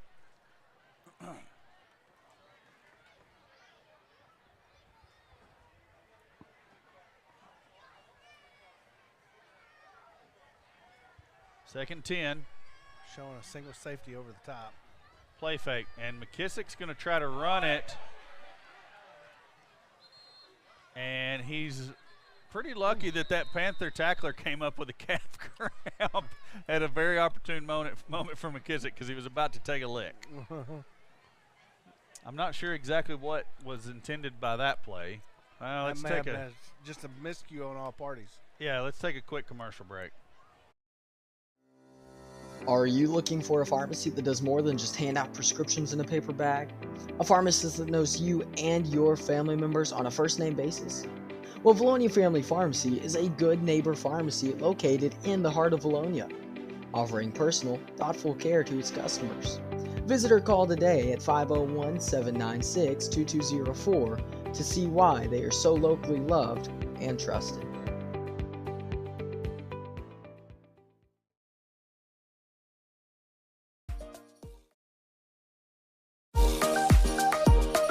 Hi, I'm Mike Matos, owner and funeral director at Vilonia Funeral Home. At Vilonia Funeral Home, we are proud to be locally family owned and operated. We are more than your local funeral home. We're your neighbors and friends. Vilonia Funeral Home, a proud supporter of the Vilonia Eagles.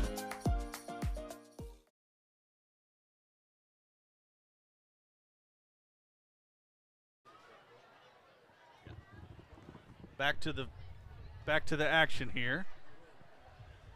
Panther player was calf cramp. They got him up, got him off the field. So we're looking at 3rd and 10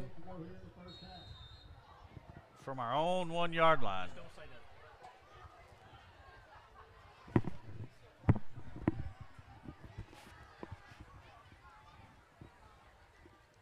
McKissick fakes, throws quick to Vines. Vines looking for running room. We got to get our shoulder down and just get upfield. Yeah, you got to get a little will to fight there. That brings up 4th, and we're going to have to punt. Yeah, because he also got out of bounds, so now the clock is stopped. And Greenbrier don't have to take one of their 2 timeouts. We ran a total of 17 seconds off on that drive, Allen. That's not good. 4th and 1. Do you go for it? No, absolutely not. We're going to at least see if they'll jump. Kissick's going to back up into more of a punt setup. Significantly better kick than last time. Still takes an Eagle roll. Rolls out of bounds right at the 50-yard line, and that's where the Panthers will have it with 1:26. I'm looking for some direction. No direction. No, we're just going to stay here We're then. going to keep it here. Hey, the defense is going to have to bow up because if I'm Greenbrier, I'm giving it to McElhaney in space and telling my dude to go make a play. Absolutely. So, Vilonia's going to have to get there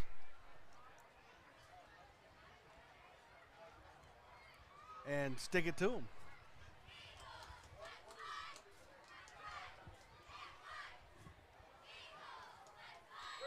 Schultz is in the game at the linebacker position. I don't see Cole. I don't know if they went ahead and took him on into the locker room to attend to him or not. And a little bit of a hold over here, but it was well away from the play. Griffin running around. He's going to pick up 5. Stayed in bounds. Tackled by Benzing. Now he ran 57 yards. Yep. To pick up the 5. Panthers looking like they're getting a little bit of a hurry now. With 2 minutes left on the in-stadium clock. Ooh. Incomplete pass. That was close to being behind him. Is that it was. Okay. In which he kicked it forward. And what is the high school rule about that? I do. I don't know. I don't know either. I would guess, but I would be mixing up some college stuff. Yeah, and I don't know that rule either. I wish I did. You know, we'd probably be better host if we'd read the rule book. I've tried to read a little bit of the high school football rule book. You remember that one guy that sent us that really long email? Yeah. It's not easy, to be honest no, with it's you. not. It's complicated. It's a lot of ifs, ands, and that's. There is a flag. Delay. Huh, that don't make a whole lot of sense. Yeah, I don't. Because now it was 3rd and 5. Now it's supposed to be 3rd and 10. They had 2 timeouts also. Yeah. I don't make a good lot of walking around sense. Now they may not be in a hurry because in the back of their minds they're saying, I'm getting the ball at half. Correct. But from our point of view, you would like to think, all right, there's time on the clock. Let's go make a play. Hammer. Yes, we got to go make a play. Let's get something going this half. Something to go in the locker room and feel good about. I don't know if that ball was tipped or what, but it was short of its intended receiver. That was the first play that I seen him look like he did pretty much all week last week. Gotcha. Tonight he has been flawless. He has. He's been on target. Yeah, he has been. Yep. That is Garrett there. Last week, not so much. So. Another Panther punt. Vines is back there. Going to let it bounce. Dadgum, they're getting the rolls. Why are you even touching it? Yeah, that one's going to be down at the 5-yard line. So McKissick and company will have 36 seconds. 2 timeouts to work with and 95 yards to go. And I know the big play right here is, hey, let's just get to the locker room without anything else bad happening. That is a common mindset. I'd like to take 1 shot at least. No, I've got 4 downs. I'm taking 4 shots. I'm going to make a play. Oh, I'm with you now. I am not a fan of taking a knee and running in halftime. That's 36 seconds like at the end of a ball game. I mean, if you take a knee here, the Panthers are taking a timeout. So you got to make something a little positive happen. Shaw straight up the middle. Good job by Shaw. Keeping those legs churning, picking up about 5 yards. And I'm fine with this right here.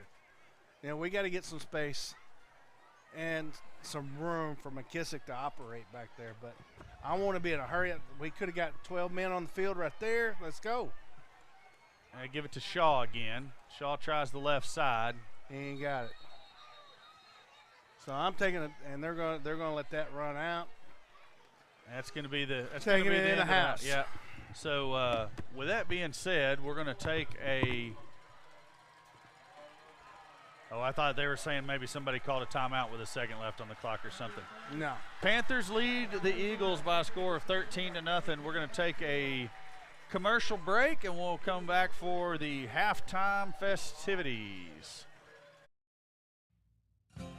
Welcome to Charlie's Corner, home to name brands such as Duckhead, Lucky Brand, Oxford, Hey Dude, and more. Charlie's Corner is your one-stop shop for all your manly apparel needs. Don't forget to check out their sock collection and Razorback apparel when you stop by. Charlie's Corner, a proud supporter of Vilonia Eagle Athletics.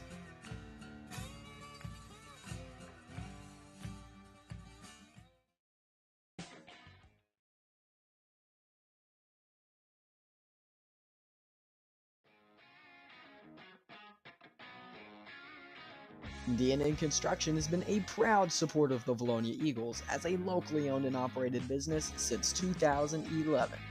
For any commercial, residential, and remodeling needs, be sure to call D&N Construction at 501-796-6316. And, as always, go Eagles! Linda Marie's, your one-stop shop for fabric, makeup, jewelry, fall decor, and more. Located on Highway 64 in the Vilonia Commons, Linda Marie's is a hidden gem and a staple of the Vilonia community. Linda Marie's is always showcasing seasonal deals and special offers, so come check them out today. Linda Marie's, a proud sponsor of Vilonia Eagle Vision and Vilonia Athletics.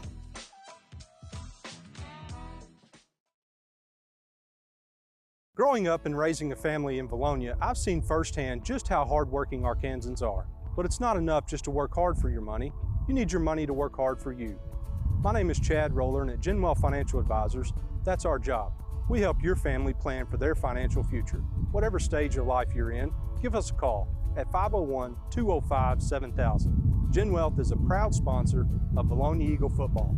Go Eagles!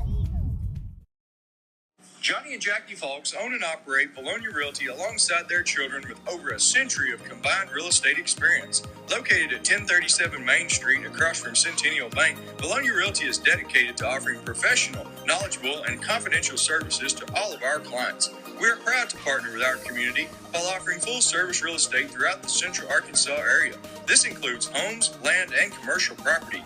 Call Jackie or Johnny, Jill Bonema, or Jared Fox at 501-796-8530. Hi, I'm Mike Matos, owner and funeral director at Vilonia Funeral Home. At Vilonia Funeral Home, we are proud to be locally family-owned and operated. We are more than your local funeral home. We're your neighbors and friends. Vilonia Funeral Home, a proud supporter of the Vilonia Eagles. Are you looking for a pharmacy that does more than just hand out prescriptions in a paper bag? A pharmacist that knows you and your family members on a first-name basis? Well, Vilonia Family Pharmacy is a good neighbor pharmacy located in the heart of Vilonia, offering personal, thoughtful care to its customers. Visit or call today at 501-796-2204 to see why they are so locally loved and trusted.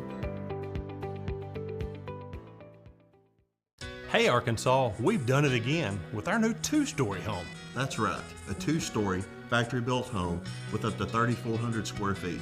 You'll have to see it to believe it. If you can dream it, we'll build it with your family in mind. We bring you the newest innovations. That's why we're still Arkansas's #1 dealer. Come see us today. We're Hawks Homes, Little Rock, and Conway. Hawks Mobile Homes. We're home sweet home.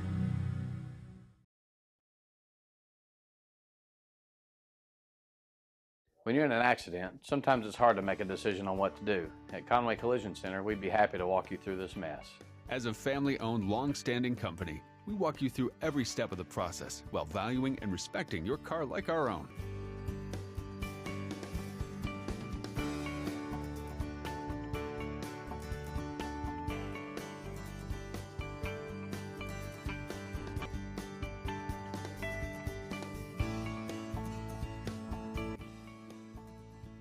We'll treat your car like our own. Our reputation depends on it. I'm Brian Lane. Lane Family Dentistry has been serving the dental needs of Vilonia for over 18 years. I live in the community, my kids go to school here in the district, and my family also attends church in Vilonia. This is my home. At Lane Family Dentistry, we provide many services such as Botox, dermal fillers, aligners to straighten teeth, implants, tooth whitening, and smile makeovers. We also treat sleep apnea. Call Lane Family Dentistry. We are a proud supporter of the Vilonia Eagles. Go Eagles!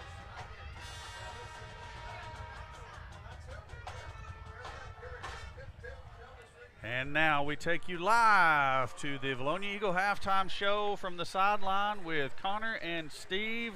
Fellas, a little bit of a deficit for the Vilonia Eagles, but I think we can make a comeback here if we get some things cleaned up at halftime. Hold up, fellas. We have a malfunction now. Go ahead. Your microphone's hot. All right. Absolutely, Corey. You're right. You know, you feel like, you know, the Eagles are almost there in this game. You know, just some mistakes that have been made. They really hadn't got the momentum going. If they can get that momentum going here in the second half, Connor, I think we'll be able to take the lead here. Yeah, Greenbrier has all the momentum going in their favor right now. You know, you got to stop number 31, Carter McElhaney. That's where the game starts right there. That's where their whole offense is. You stop him, you're going to win this ball game. Yeah, absolutely. And like we talked up there in the press box, you know, we're only down 13-0, but it feels like we're down 43-0 right now. Really hadn't played our best game, but, you know, hey, halftime adjustments, you know, Coach Langrel and his coaching staff are good about making those adjustments.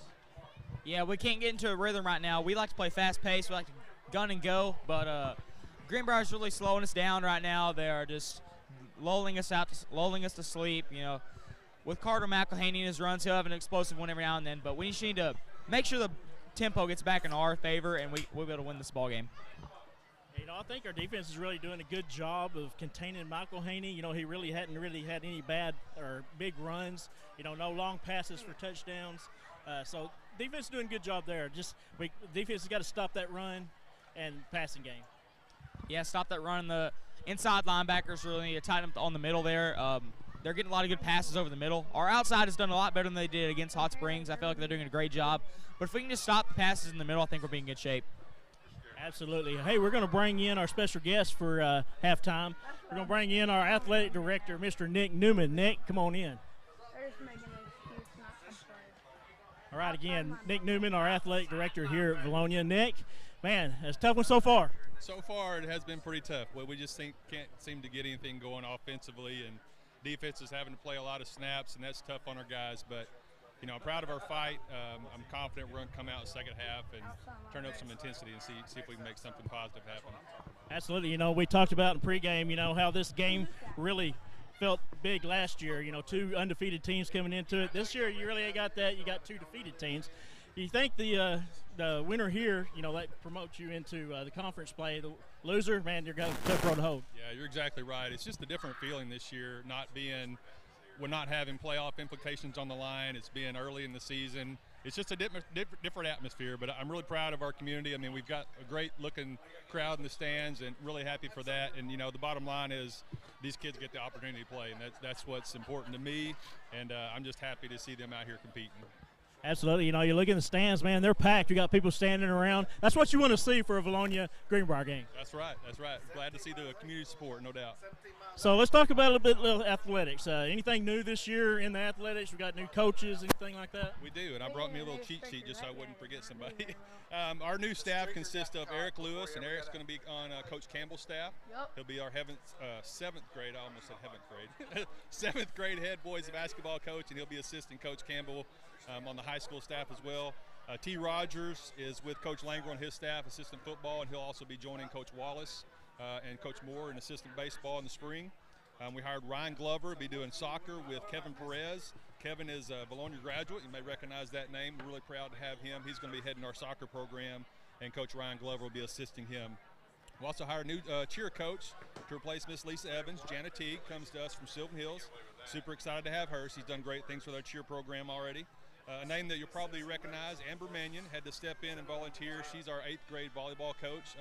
Really appreciate what Amber has done. Really filled the void there because we had somebody leave us late in the summer, and that was a tough situation. But Amber's done a great job there, and very appreciative of the work she does. Another name you may recognize, Ethan Jansky. I hired Ethan this summer. I'm really excited to have him on staff. He'll be doing 7th grade girls basketball. Another name you may recognize, Robin Jolch. She's going to be assisting Coach King with our swim program. So a lot of new names, a lot of new faces, but excited to have those folks and looking forward to a good year. And I think it's really special to have former Vilonia, you know, attendees come back and be able to coach like that. You're right. Graduates from Vilonia, it just means something to them. And people outside of Vilonia don't understand that a lot of times, but it's good to hire people that know your programs and know your school and know your personnel. So we're really excited to have all our new staff, but especially our Vilonia graduates. Awesome. And facility-wise, do we have any upgrades or anything that you can talk about? Nothing off the top of my head that I can think of. We are doing some improvements around the campuses, but no new facilities right now. Really just trying to concentrate on improving what we have and looking long-term maybe for some new facilities down the road. And what sports do we have going on right now along with football? In the fall, we have football, cross country, we have golf, and we have tennis going on. And I guess all of them are doing well? Yes, so far so good. Tennis played the other day in North Little Rock against Little Rock Christian and had a good showing there. Our golf team has had several matches. Connor's been out there playing golf. And I know it's been hot, but those guys have been stroking it pretty good. Our cross-country teams will go, I think, tomorrow night to Memphis to the Twilight. So they'll be running cross-country in Memphis at 8 o'clock tomorrow night. Yeah, so that's exciting. I'm sure those kids are looking forward to a big road trip. That's always, you know, one of the things that kids look back on in their experience in high school athletics is a lot of times those long trips and those bus rides that they get to have camaraderie with their teammates and their friends. So they're going to be looking forward to going to Memphis and having a good showing. And looking forward, you know, into the future sports, basketball, both boys and girls basketball.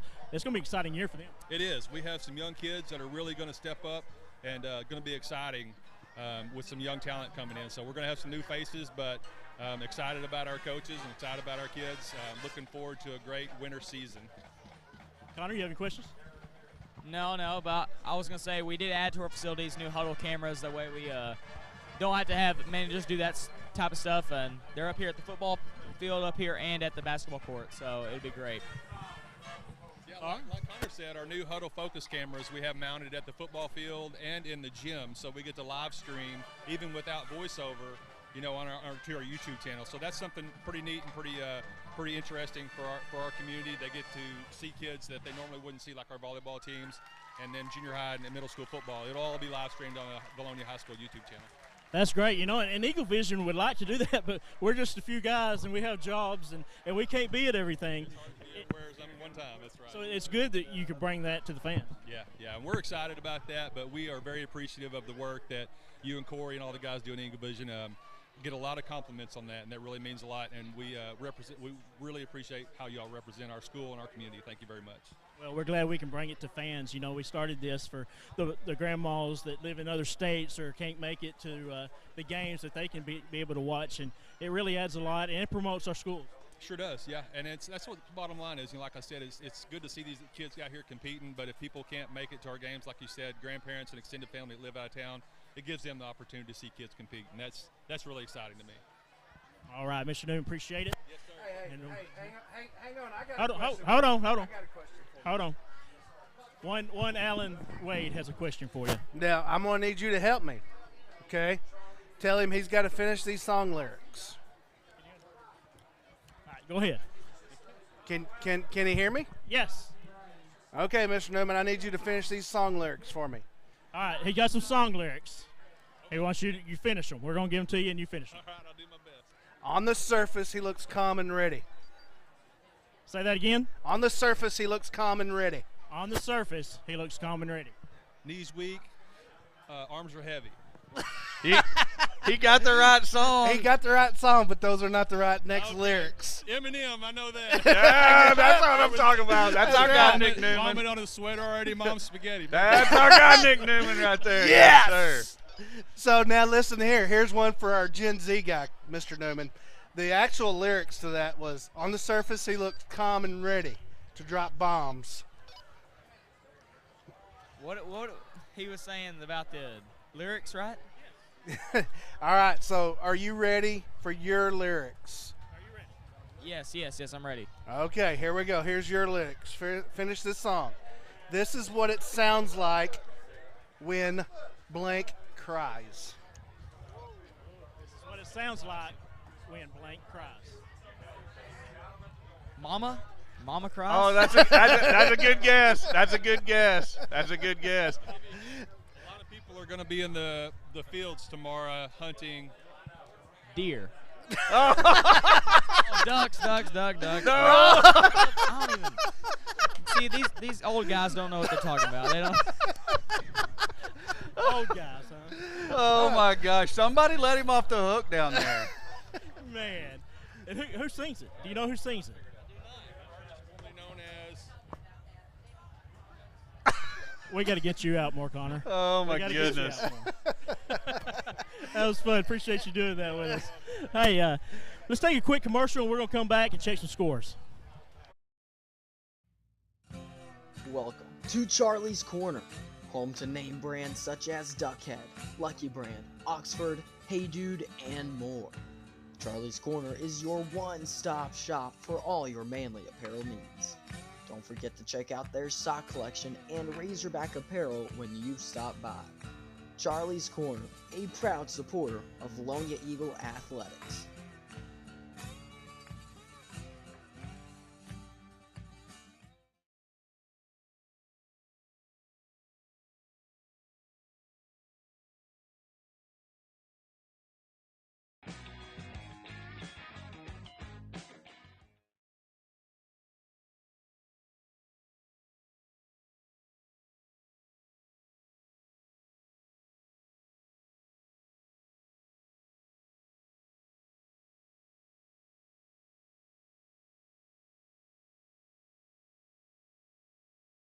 Linda Marie's, your one-stop shop for fabric, makeup, jewelry, fall decor, and more.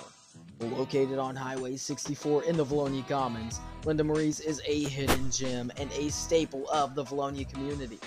Linda Marie's is always showcasing seasonal deals and special offers, so come check them out today. Linda Marie's, a proud sponsor of Vilonia Eagle Vision and Vilonia Athletics.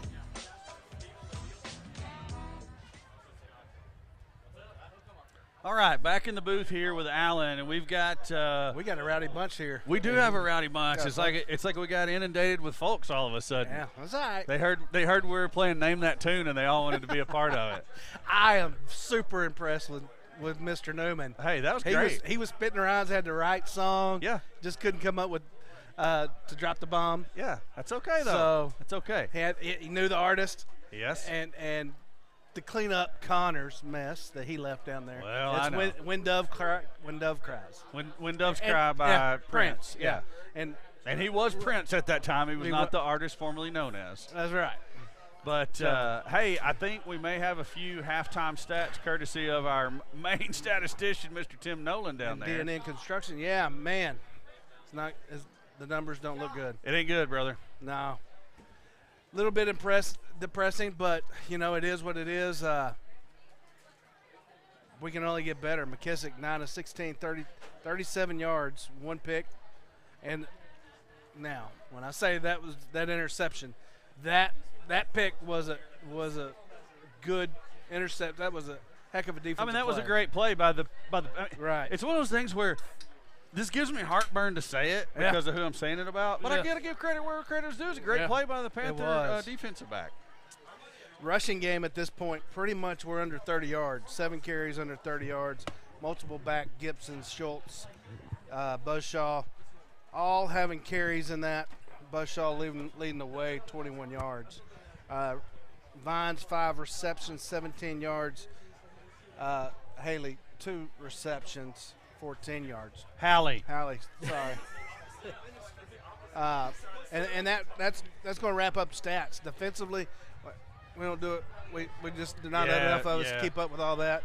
So we're short-staffed. We're short-staffed around here. Yeah, and to give us a counterpoint and why we were, kind of sounding the way we sounded last week, McKissick at halftime, 14 of 18 for 214 yards. Yeah. It's a stark contrast. Yeah. You got to give some of the credit to the Panthers for being prepared and playing good defense, and then I think also we just kind of we sputtered out of the gate. We hadn't found a stride yet. And you know what? Some of that is just the familiarity. Am I saying that word correctly? Familiarity. Familiarity. Yeah, that word of the two teams, the two coaching staffs, of each other's systems. Oh yeah, it's always. So you got to come up with a new wrinkle for Greenbrier. Yeah, there's times when either team is calling out the play that the other one's about to run. So just like Wells on that almost interception, that ball that went up above the press box over there. Yep. He knew it was coming. He said earlier in the week, I see this, I know this play's coming. Yep. And he was there. That's good. That's good heads-up football. It's just, again, the knowledge of each other. Yeah. I got a couple of announcements I need to make here. Number one, we still have T-shirt sponsorships for sale. Yes.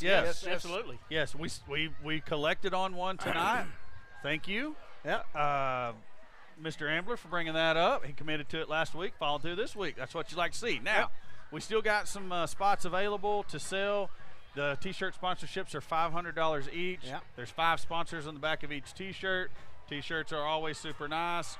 I picked some up down there at the gate earlier tonight for tonight's. So we have, I don't know which games we have them available for, but we've got, 4 more home games after this? Yep. Correct. And seeking T-shirt sponsorships for that.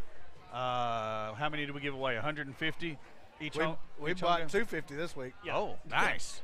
So. All right, we've upped the game. Well, hey, people demand them, so we give them out. That's right. That's right. Okay, so that we got that one covered. Oak Bowery Baptist Church sponsored the pregame meal for the Vilonia Eagles. We certainly appreciate the congregation and the leadership over there stepping up and doing that, feeding our young men, getting them prepared to go out to the field. Senator Missy Irvin donated $250 to each team, which I'm being told was used for halftime refreshments, Gatorade, stuff of that nature. Yeah, so, halftime Scooby snacks. So definitely thank you to Senator Missy Irvin. I know she's very active in the Faulkner County area and maybe other areas too, but hey, we live in Faulkner County, that's what we're going to talk about. So anyways, and then again, I think we talked about it right out the gate, but can't say enough thank yous to Miss Heber McKissick supplying the press box with the Eagle Pride cookies. Those are wonderful, fellas. The Doug Talley named Eagle Pride cookies? Allegedly. Allegedly. Allegedly. Yeah. Hey, guys, we have a special guest up here in the press box tonight. One Grant McNew come down for the game. McWho? McNew. Mr. McGillicuddy? And he told me to tell you you're bald. I already knew this. Okay. Some things don't change, Steve. True. Yeah, Grant in from Southern Nazarene University. He told me that his first couple of weeks of college, easy peasy. Easy peasy. Hey, he's cooking salmon on an iron. Oh, I'm glad you didn't say meth. That would be bad. Yeah, Grant, don't do that. Don't do that. Meth is bad. Meth is bad. Don't do drugs. Yeah, so Grant is he's been down there helping Connor out a little bit with the camera. I appreciate that. Glad to see him and glad to hear that he is doing well. While you were down, Alan and I got visited by none other than Madeline Tipton as well. I saw her as I was passing by her running. Did you talk to Matt Ellen? I did not get to talk to her. No, I was in a hurry to get down there. She also says that college is going well. Basketball workouts are tough, but she's making her times on her runs. Loving life. So, hey. Miss them guys. Yes, we do. Absolutely. Good folk there. Some good folk. Looks like we're about ready to kick it off for the second half. That's going to be Braden Brewer out to kick it away for the Eagles. I hope I get to put this first down logo up there. A lot more here in the second half. Well, we got on a roll there for a minute, and then it was kind of like over. Low line drive kick. That's one of those that's hard to feel. His knee could have been, yes, and they do say his knee was down. I thought it was pretty close. Good job by the Panther return man to try to sell it, but official right on top of it, and the Panthers will take over 1st and 10 at their own 13. There we go. Alan, what we got to do? You know what it is. We got to stop them, and we got to score. Get stops, make scores. Well, we got to clean it up. Yes. I mean, we can get technical about it, but at the end of the day, you got to stop them, and you got to score the ball. Yep. I concur. But, you know, we kind of left this series debate open. That's not really Oh, a we debate. never did get back to it. No. All right, so 55 games. 55 games. 35-20. Are there any ties in there? Not that I'm aware of. So is it 35-20? It's 24-31 Greenbrier leads. Okay. It's what I've got. And it's kind of done by decades. You know, the 70s was owned by Greenbrier 6-4. Yeah. 80s was owned by Greenbrier 8-2. Okay. Oh, look at Wiz right there. We're Good right job. there. Oh, you got to hold on. Still on his feet. Look at that. We're tackling around his head. I mean, it was a great job by Brandon Jones to just bust back there into the backfield. Now, that is a hat. I missed it. Look at it right there. Well, that's a 10-galloner. That may be a 12-gallon hat. Yeah. 80s again, owned by the Panthers. They won the 80s 8-2. The 90s was owned by us, though. Of course it was. That was the greatest decade. That was the greatest decade. That was our decade, yes, wasn't it? Yes, it was. There we go. Again, though, McElhaney squirting free and making some positive yardage. Picked up 3 or 4. The 90s, Vilonia wins that particular decade, 8-2. The 2000s, again, Vilonia, 8-2. Put in the stump. Yeah. Hey. It has arrived. Yeah. I too played outside linebacker. And that's what we need. Yeah, we need some good linebacker play right now. We got a future outside linebacker up here. Yeah. The younger Duff is in the house. He told us here in the flats. He was the man. He didn't see him. Oh! Come on now. Oh man, that was nice. Good play by Zach Nolan, and it's a little bit low. He had to go down. If that ball's any higher at all, it's in the breadbasket, and he's headed for. He's dreaming of. He's looking for that end zone. Yeah. Yeah, he's dreaming of the homeland. It was a great job. I mean, he knew that ball was coming. He cuts right down. He's in position. I mean, just wish he would have came up with it. Oh, ball bad comes butt, off the side of his front. foot. It's going to go out of bounds at the Panther 35-yard line. Eagles are going to get really good field position for their first offensive possession. Hope to get something going. Steve, show me some commercials. Start with Gen Wealth, please. Growing up and raising a family in Vilonia, I've seen firsthand just how hardworking Arkansans are. But it's not enough just to work hard for your money. You need your money to work hard for you. My name is Chad Roller, and at Gen Wealth Financial Advisors, that's our job. We help your family plan for their financial future. Whatever stage of life you're in, give us a call at 501. Back to the field. McKissick looking, throws, has Vines. Vines has the ball. Good catch. He caught that front half of that ball. He did a great job to show it to the officials too. Like, I caught this. Yes. First down, Southern T's first down. Words don't come easy sometimes, Steve. Katie and Gibson out of the backfield, and good little squirt. That was. I mean, he just followed his blocking, found the hole, picked up about 6 yards. He ain't as big as a popcorn fart out there, but he's got some legs on him. I'm gonna say he got probably 6.5 there. High snap. Gibson again. Look at him lower that pad. Look at the little man go. I know it. And you heard that from up here. Yes. I don't know if you got that on the screen at home, but we hear the contact. Yeah. And that's him sticking his nose in there, not being afraid at all. I'm telling y'all, he's a little headhunter.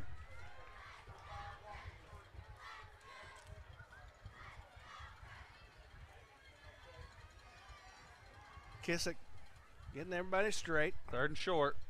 Gibson. He's got the first down and some. Look at that. He's got 3 giant Panthers on him, and he still picked up a half yard or more. And that's good enough for a Southern T's first down. And if he could have squirted through that, there was nothing but daylight in the front of him. Right. So Greenbrier helping themselves out, just holding on to Katie and Gibson because he was about to score the ball. 1st and 10 from the 13. Buzzshaw is in the game. And it's going to be Buzzshaw. Good cut. Oh, my gosh, what a great run. There we go. Did you see him just stop on the Get dime? off of me. What? I'm going right through here. Yeah. That's good field vision. And I need to give credit to Chad Roller. He come up with that name. With the Buzzshaw? With the Buzzshaw. All right, all credit to Mr. Roller of Gen Wealth fame. It's going to be the Buzzshaw again. Oh, my gosh, nice. He's just squirting through tackles, powering through. It's going to be very close. Actually, it's a no-doubter. That's a Southern T's first down. I think these running backs took a little offense at the amount of run plays that was called in the first half. They're showing Coach Langer right now, hey, give us more opportunities, give us the load, we'll make it happen. Shaw still in the backfield. 1st and goal at the 1. He's going to get the call. Actually, it's McKissick. Touchdown, V-Town. And every single Greenbrier Panther went with Buzzshaw. Yeah. And McKissick said, "Oh, but look at this." I'm Shaw going to still in the slip it backfield. out right here, and I'm going to take it First and around goal this at the- corner. Don't forget Shaw about still me. in the backfield. First and goal at the 1. Great He's gonna drive get by the call. Eagles after the defense. Actually, it's stand, McKissick. and Touch the the punt punt. miscue by Still in the Panthers. Panthers. First and goal Awesome at to the cash 1. it in. We needed to Good capitalize call. on that series to have Actually, it's McKissick. In my opinion. Touchdown, Current B-Town. score. Looks like Newman's going to be out for the PAT. Vines puts the ball down. Newman kicks it. It is good. Current score 13-7. And with that, we're going to take it down to Connor Hudgens for the Lawrence Family Hardware sideline report. Connor, that's got to give the Vilonia Eagles all kinds of momentum to start this second half. Oh, man, well, I'm feeling electric down here right now. These coaches got these people fired up down here. They're fired up, their players. They're just – everybody's fired up. Great touchdown there, some great power runs, great blocking by the boys up front, and it's a great touchdown for the Vilonia Eagles. Is anybody fired up? Corey, I hope you're fired up because I know everybody is down here. You jam right. We're all fired up here, Connor. That was an outstanding touchdown. We're the whole booth celebrating. It's like a new ball game. Yes, sir. Yes, sir. We'll see how this defense does. Yes, we will. We're going to take it back to the field for the kickoff. And a little, I don't know what's going on here. There's no ball. They're like, hey, we got to have a ball to kick. Hey, we forgot about the ball. Got to go.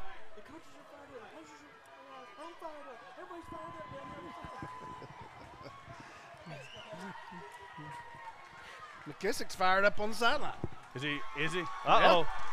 Hey, now we got players getting the crowd fired up. That's Isaac Newman coming out. That's Drake Cawthon. That's what I'm talking about. Brewer kicks it.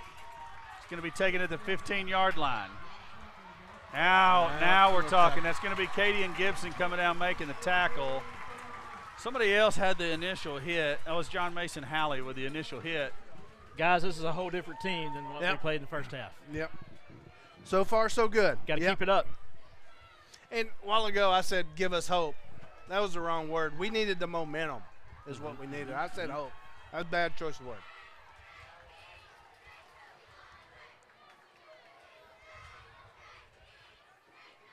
See what the Eagle defense can do this time. They did a great job of containing McElhaney early in that last drive. We'll see what the Panthers choose to do here. They're going to fake it to McElhaney. Actually, he took it. That was a weird play. There we go.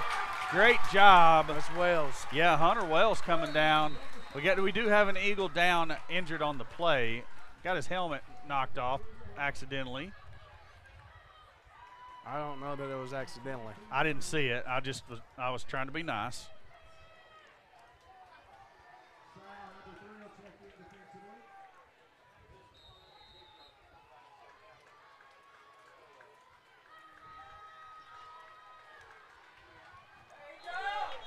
Who initiated the movement is going to be the question.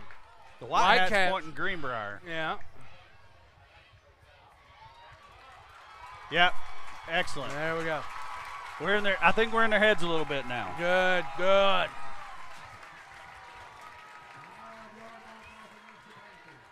It's going to bring up a second and maybe 13, long 12. Empty set for Griffin. Is it Griffin? Yes. I'm getting these Panther names confused. Kane Griffin.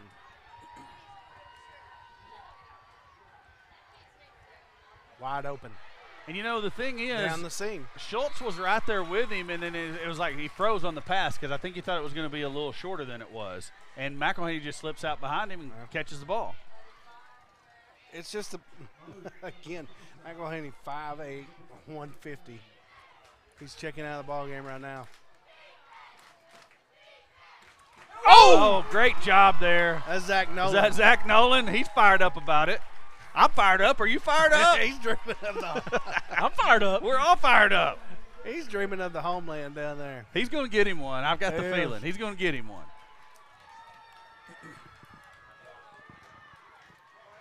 Second and 10. that McElhaney's checking back in the game. The Eagles has got to know where he's at.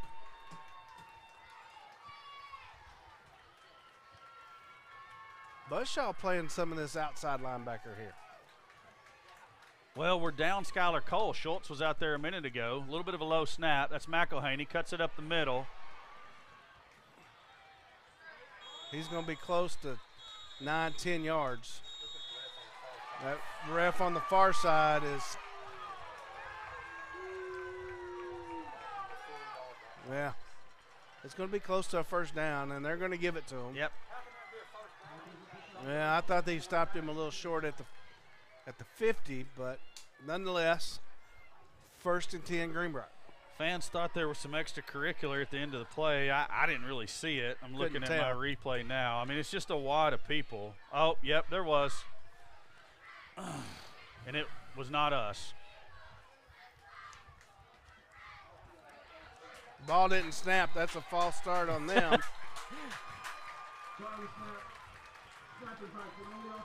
Everybody took off but the center. What we had there was a failure to communicate. Yeah, you're right.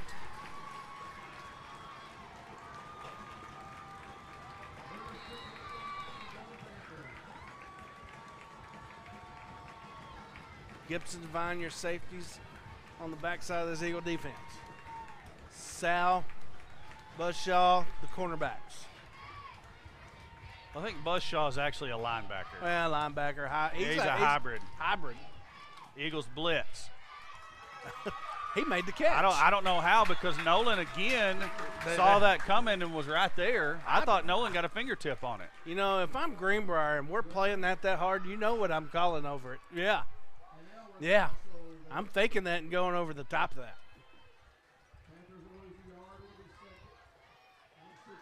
Because we're biting hard on it. That's 2 in a row.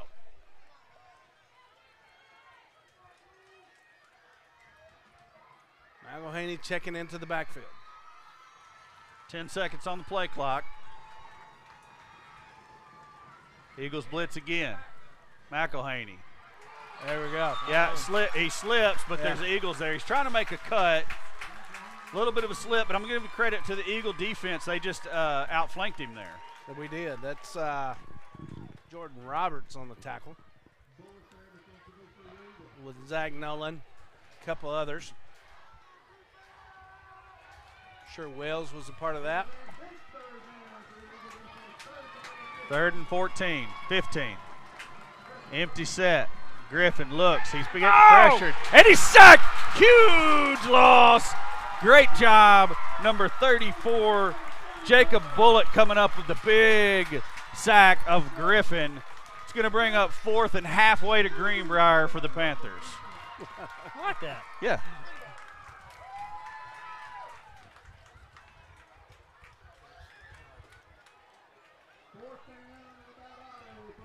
So kind of like we said, Alan, barring any kind of weirdness here on this punt, the momentum seems to have shifted back to the side of the Eagles. This might be one that Vines can take. And he's Get it! Oh, my goodness. Here we go. We ran the wrong way. Yep. Oh, good job. That's a great block. No! No. Just. It's all for naught. Get down before you get hurt. That's exactly right. I'm going to watch the replay on the flag. I don't know what the call is.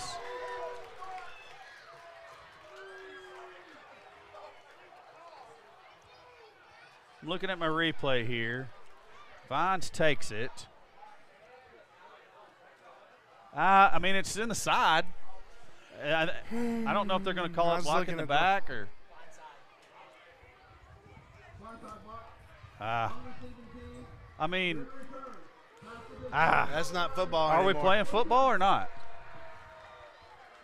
That's me not knowing the rules, so I'm going to hush. Yeah, I'm the same way, but I'm just like, I'm not. I would have got flagged for that one, too. Who wouldn't? I mean, because I used to look for that. I don't know, man. I'm not for getting players injured by any stretch of the imagination. No. But what are you supposed to do in that situation? Try to dive across in front of him? I mean, I don't know. Let him go run in front of him. Hey, stop! Yeah, hold up. I'm out. Here's your red card. Yep. McKissick. He's got plenty of time. Loads up, throws deep. He's got Vines all alone. Vines has it at the 50, the 40, the 30. Slips a man, making moves. Steps out of bounds at the 30-yard line. I'm not so sure he didn't cramp up because he kind of just stepped off the field like, ouch. That was a great pass and a great catch. Vines has it at the 50. Southern T's the first 40, down. Steve's got the replay 30. before you let that finish. Slips a man. They're giving us a sideline. Making moves. Really? Come on now.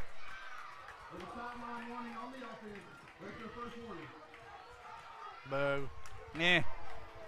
We still got that big yardage. How many was that, Tim? That flip 69 yards on the pitch and catch.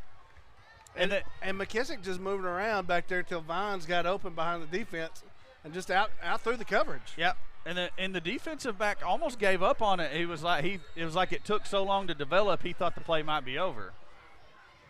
Gibson in the backfield. He gets the call. Gibson, nice job. Yes. Katie and Gibson, 7-yard run. I think we've got a two-headed monster developing in front of our face. 3. We got Schultz. Yeah, Schultz is still back there. Because the couple of times Schultz has touched the ball, he hasn't done bad either. Yeah, I know it. I think we're going to be all right in the backfield, ladies and gentlemen. Schultz, nice counter cut. Not Schultz. Gosh darn it. That's Gibson? Yeah. I was talking about Schultz and Gibson got the ball. That was a good cut by Gibson. Picked up some positive yardage on what looked like it was going to be nothing. 3rd and a yard and a half maybe.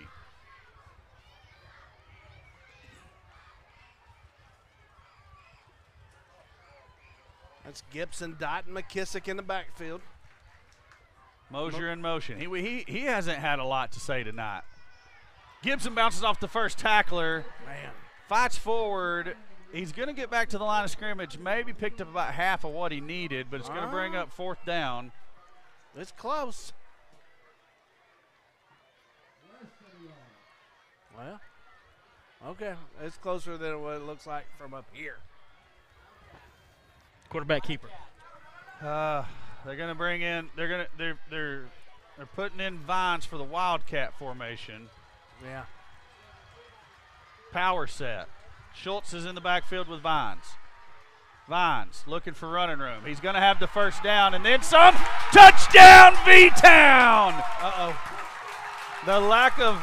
He spiked it, but okay. Whew. Nobody's seen it. Power set. The reach and grab play Greenbrier right there on that play because he reached and swung him. He's going to have the first down and then some. Touchdown, V-Town. Up for the PAT. Power set. This is the go-ahead point. Schultz is in the yes, backfield. tie game, 13-13. Vines looking for running room. He's going to have the first down and then some. Touchdown, V-Town. The ball down. The kick is up and it's good. Eagles lead 14-13. Every single bit of the momentum seems to have swung back into the Vilonia Eagles' favor. Connor, are you fired up? Corey, yes I am, and all these Eagle fans are fired up here tonight. We got the fireworks going off. It's a great night to be a Vilonia Eagle. All the momentum has shifted our way, Corey. What do you think? I'm loving it. I'm having the time of my life up here right now. Yeah, I look up at the scoreboard and somehow it's 14-13. I mean, we've just changed the complete pace of the game. We've got it going fast. We've got it going the way we want to. It's not going slow and lethargic. We got it in our favor. I think we're going to win this game, Corey. You know, and sometimes the offense sets up the defense. Sometimes the defense sets up the offense. Right now, our defense is doing everything they need to do to get the ball. I was hearing myself like 3 times in my own ears there. Sorry. Defense doing everything they need to do to get the ball back for this offense, and they're doing work putting it in the end zone. Yeah, Kane and Shaw and Schultz, I know they're doing a great job. Kane and Shaw had a great sack there on the 3rd down to make it a 4th down and long to make him punt it. I mean, we're doing a great job on the defensive end. And the whole linebacking core is doing great. I think we're doing a great job the second half, Corey. Indeed we are. Short kick by Braden Brewer, taken by the Panthers. It's going to be tackled up around the 43-yard line. Hey, Connor, Corey told me a while ago he's kind of like McDonald's. He's loving it.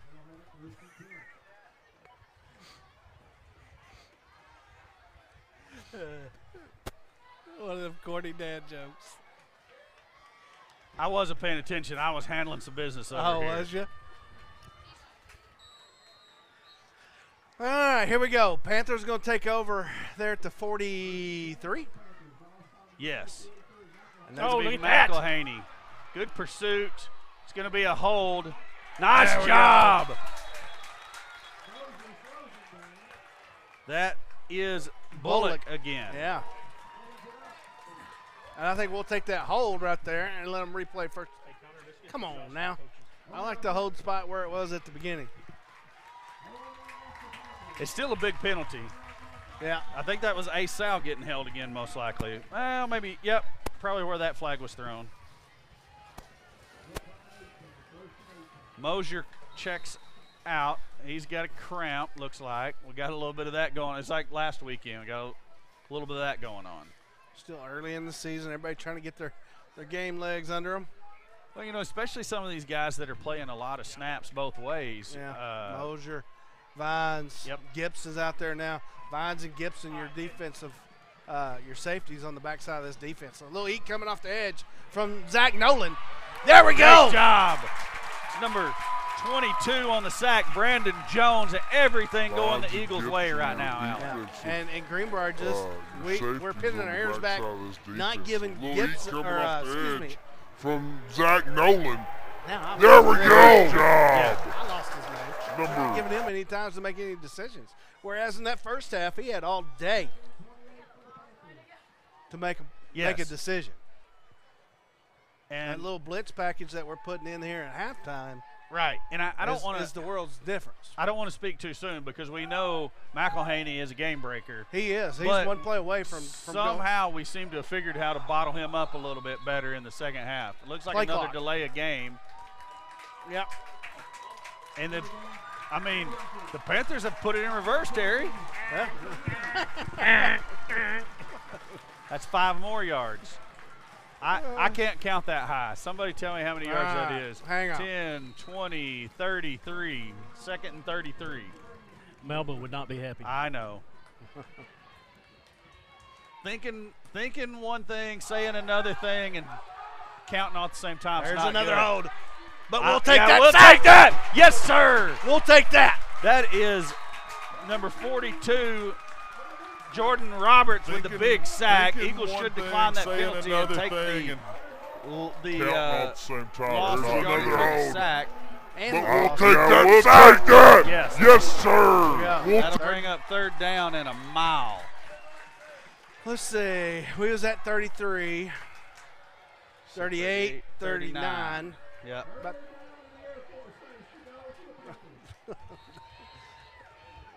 Something about the space station. I think he said 3rd down in the Air Force Base to go. Eagles take a timeout. I think we might have had one too many on the field or some miscommunication. So, hey, let's pay some bills. Let's do it. 205-7000. Gen Wealth is a proud sponsor of Vilonia Eagle football. Go Eagles!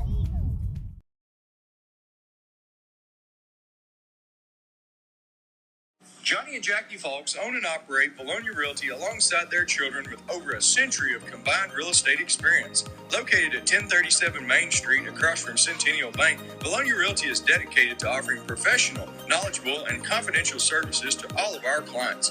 We are proud to partner with our community while offering full-service real estate throughout the Central Arkansas area. This includes homes, land, and commercial property. Call Jackie or Johnny, Jill Bonema, or Jared Falks at 501-796-8530. Back to the field.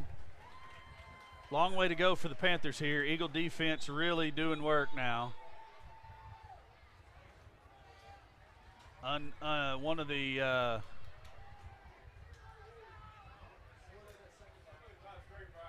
lost my train of thought there. I was looking at something, thinking something else. But the defense just really doing a good job in the second half, Alan. We were talking about it here, and it's what they're doing. Let's get plenty of people back, maybe put a little bit of pressure on Griffin, and make sure you know where McElhaney is. Griffin drops, flushed out of the pocket, throws before he wants to. Intercepted! Yes, Wells Hunter on the pick. Wells on the interception. And like I said, every single thing going the Eagles' way right now. I don't know what. Why is the clock not stopped? I don't know. Why is the clock? Stop the clock! Intercepted! Yes, well, it's still running. Clock's still running. Oh, it wouldn't stop. Whew. Anyway, Wells on the pick. Yes. Exactly what we needed. Yes. And I had a good train of thought before I got so. Yeah, we got a little tied up in the clock action over there. Yes. They couldn't. They were pushing the button. They couldn't get it to stop. That was technical difficulty. Shaw in the backfield. Pass is going to go to Vines. Get upfield, young man. Good job to go get some positive yardage on the play. Good blocking out there. Who was out there blocking? It had to have been Mosier and Nolan. Yes. Because that play, I mean. It didn't look like much when it started. No, that's a 7-yard gain, but that 7 yards don't happen without those other two receivers out there, blocking. There's a strange voice cutting into our broadcast. Oh, is there? I wonder where that could be coming from. I don't know. McKissick throws over the middle. Another pick.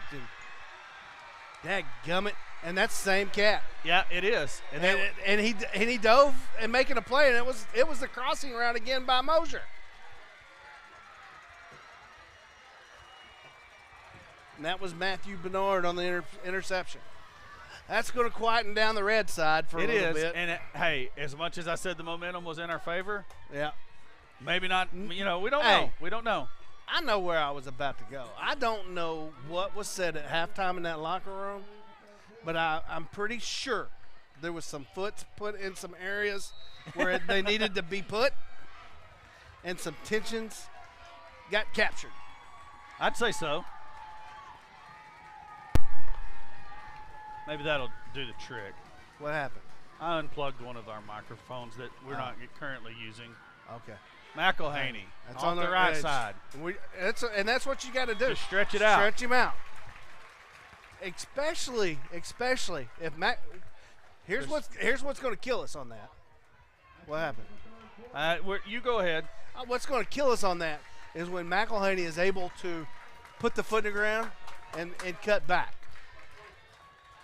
Now, or do we, as our back, the backside of our defense, are we flowing correctly?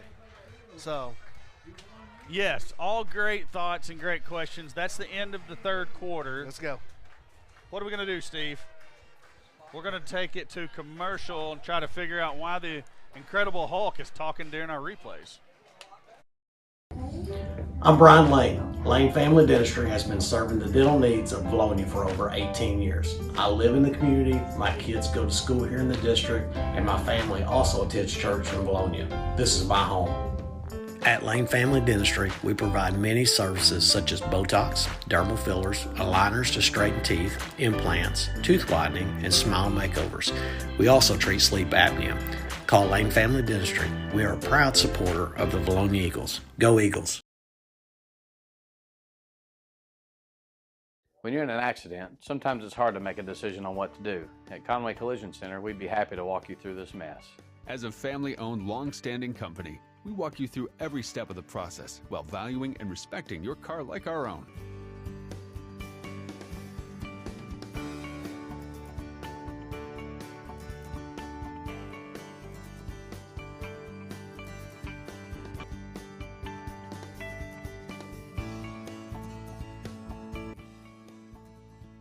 We'll treat your car like our own.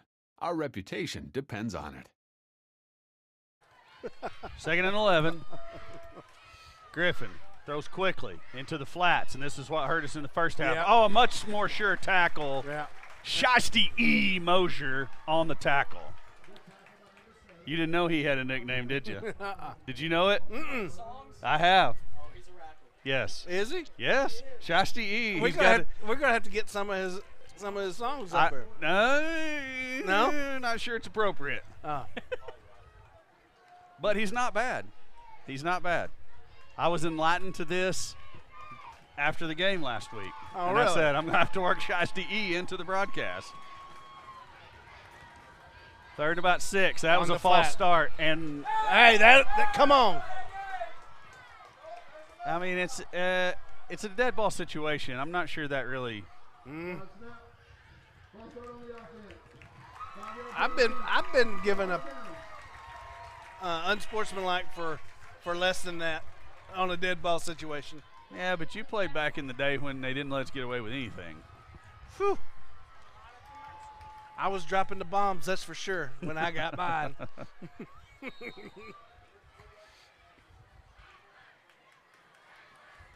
Okay, so now we're looking at 3rd and 11. 3rd and 11. Is that not what I said? You said second. Yes. There we go. That's the decleater hit by Hunter Wells.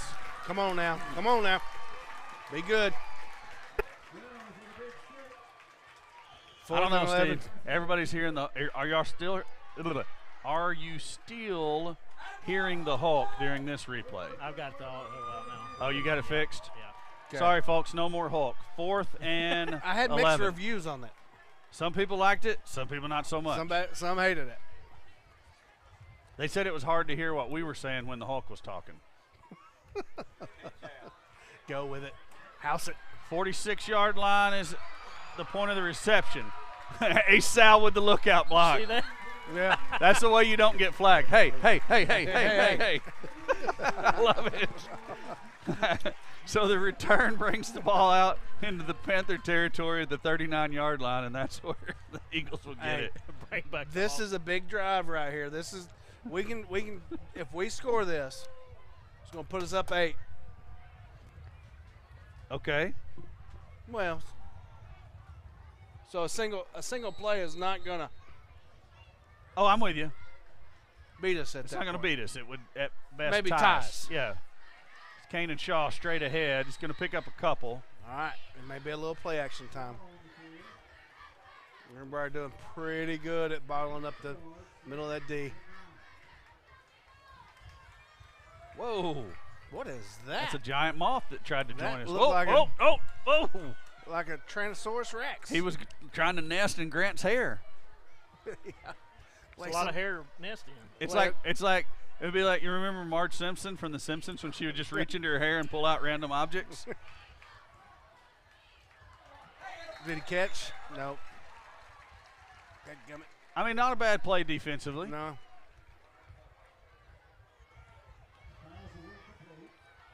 Incomplete pass. Brings up 3rd down and 9. Sorry, I'm looking for somebody on the sideline. Okay. Just curious. Curiouser. Katie and Gibson into the backfield. Snap is low. McKissick does a good job to pick it up. Oh! Another interception. Now that one. And he's tackled by his own man. 3rd interception of the game. Yeah, Greenbrier just read that. Yeah, they did. He read it.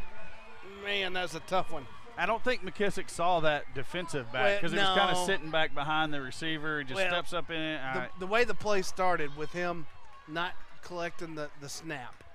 Yep, he felt rushed. That put him in a rush mode. He sees it. He don't do his normal checks. Yep. And he's just trying to get the ball out of his hand. Bad play from the start. 10:22 left on the stadium clock. Yeah, knew it was a 3rd down situation, important down. But, hey, here's the situation we're looking at. Defense has been playing lights out. If they come out and make another stand. We have. Yeah, McKissick has the chance to redeem all of that. Find McElhaney. I don't see him on the field. That makes it easy. Easier. Oh, there's a late flag in the middle. They're pointing at a Vilonia player. See what the call is. Ineligible man downfield. So they're actually pointing at a Panther. Okay. So the rule on that is 5 yards in high school, right? Or is that 3 yards in high school? I think he just said 10-yard penalty, replay 1st down. No, I'm saying how far can the lineman be downfield? Is it 3 or 5? 3 or 5? I don't know. It's one of those two. 5, 3. Everybody in the booth thinks something different. Yeah. 5. We do know it's a 10-yard penalty. But, yeah, so in college it's 3 yards. So it's got to be 5 in high school. But also in college, isn't it a loss of downs? I don't know. I don't know that one. We're not rules experts. No. Heck, we barely even know how to talk. And that's on a good night. Yeah, I know. Empty set for Griffin. Throws Oh. over the middle. And that's McElhaney. Yeah. That's a good sure tackle by Matthew Benzing. On the backside, yeah. He's going to pick up 10, 15, 16, 17 yards. Going to make it a manageable third down, second down. Where are we at? Number 19 for us is limping. Schultz. I don't think we're going to see Schultz in the backfield anymore. He's had to step in place of Skylar Cole, who was injured.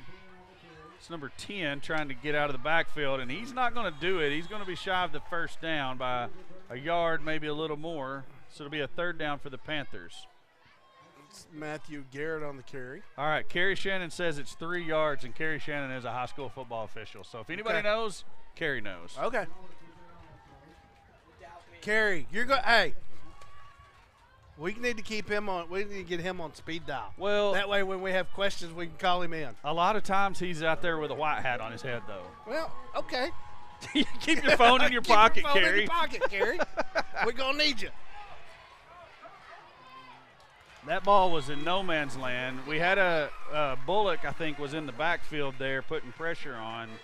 I'm sorry, Jordan Roberts was putting pressure on the quarterback also. There's a lot going on in that play. There was close to some activity around the quarterback. Yep. Brings up 4th and 2. You know, late in the ball game, you're behind 1 on your side of the field. You got to think they're going to go for us. Yeah, and I mean, you got to think that it's probably going in 31's hands, right? Yeah.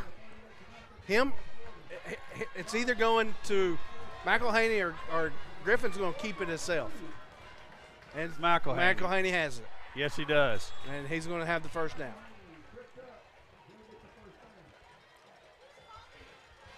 But he did have to go in the air to get it. So 1st and 10 for the Panthers now. Ball's placed down at the 36-yard line. Griffin, straight drop. Were they set? Throws deep over the middle. Got 2 defenders there. Bounces off of somebody's helmet or shoulder pad 1. That's Vines. Good coverage by Benzing, and Vines coming over to help out. Whew. That would have been a heck of a catch.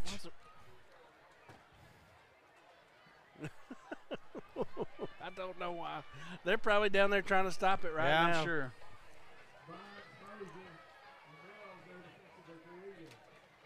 But the play clock is running. Nobody, I guess, is noticing it. 5 seconds on the play clock. Griffin gives to the big back number 10. Oh. Yeah, that was a punishing hit. Oh, man. Yeah, he's a bowling ball now. What's his name, Alan? Oh, that's Garrett. Okay, yeah. Man, that was a punishing run. The Eagles clinging to that 1-point lead. 3rd and 1. Again, four down. You got to stop them twice. Got to stop them twice. A play for a loss would be big here. Garrett's still in the backfield. Where's McElhaney? He's not out there. I'm giving it to Garrett again. Play fake.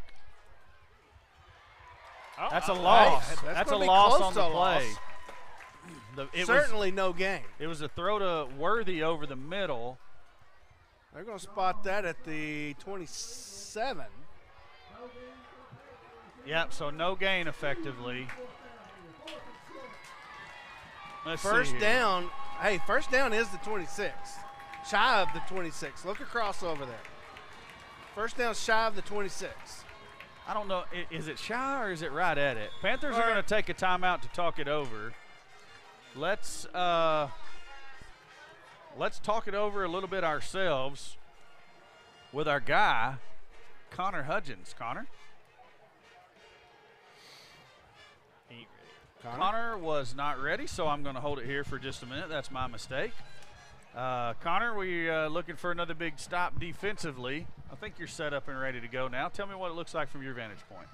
Yeah, you know, Jordan Roberts and Kanan Shaw have been making big plays all night, making sacks on the quarterback, tackles for loss, and But now, you know, they're kind of getting tired. You can kind of see the linebackers and D-line kind of getting tired. They're just waiting on the running back or wide receiver to come to them.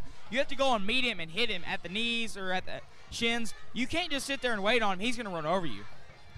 Yes, I agree. This is one of those situations where if you're Coach Langrel and the assistants, you're telling all of your defensive players, and Coach Davison specifically, the defensive coordinator, give me this one play. Give me this one play, fellas, and I know the offense is going to go punch it in. So with that, we're saying Connor's out. Yeah, he's like, yeah, you said it. Yes. So. Oh, no, hold on. Big fourth down play. What's going on here? Griffin gives it to McElhaney. We got Eagles in the backfield. Pursuit. There we go! Shiesty E! It's going to be so close. It depends on the spot. Eagles think they stopped him. I don't know. Our buddy over there saying first down, but it's going to be a first down either way. What do we do? Yeah, turnover on downs. Eagles have the football. Here we go. Guys, 7:02 left in the game. I don't know if you saw that defensive formation there. What team did that look like? I'll give you a hint. It's from 1985. The Bears? The Bears. The Bears. That's that 46 defense. Yeah, I like it. It was successful. They knew it was going to McElhaney. McKissick empty set now. Vines comes into the backfield with McKissick. It's going to be Vines. Not much there as the Eagles make a tackle for loss this time. Panthers. I'm sorry, Panthers. Hambone, get out of here, my guy. Oh, we got a Greenbrier fan in here saying go Greenbrier. That's okay. It's all fun until it ain't. Is it raining down there? No. Look at Connor over there. Huh.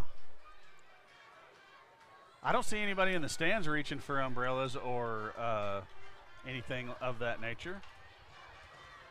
2nd and 13. McKissick. Quick throw. Braden Brewer. Upfield. Braden Brewer breaks free, and he's got some speed, fellas. He's at the 50, the 40, tackled at the 35. Huge play for the sophomore receiver. Wesley McKissick to Braden Brewer for a huge gain and a Southern Tees first down. What was I saying in the game that was hurting us was missed tackles. Out there, missed tackles killing Greenbrier. Trying to look at the radar here. It shouldn't be raining. Yeah. I don't believe in that stuff. Okay. You don't believe in the radar? I don't believe in weather. Oh. First catch of the game.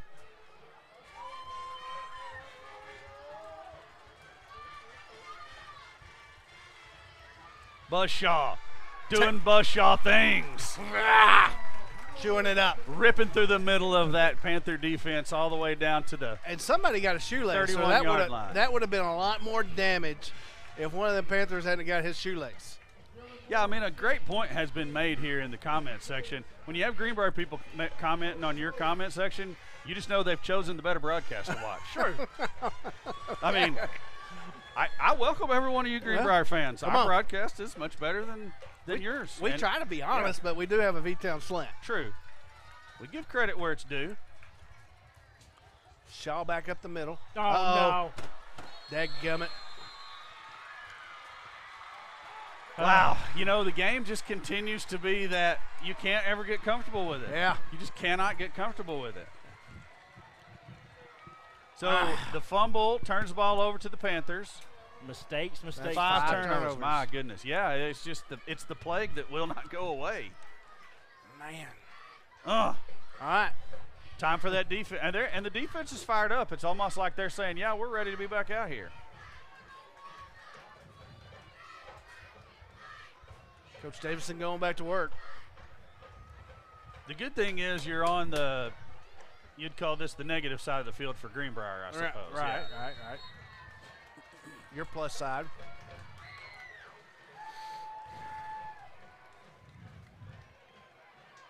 McElhaney's going to stay in the backfield in the pistol with Griffin.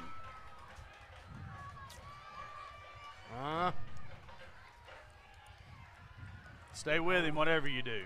Oh, and then we leave Guzman open. Yep. Dadgummit, we got to know where he's at, too. Hunter Wells lays a lick over there on Guzman, but, yeah, there was just too much green in front of him when he caught the ball.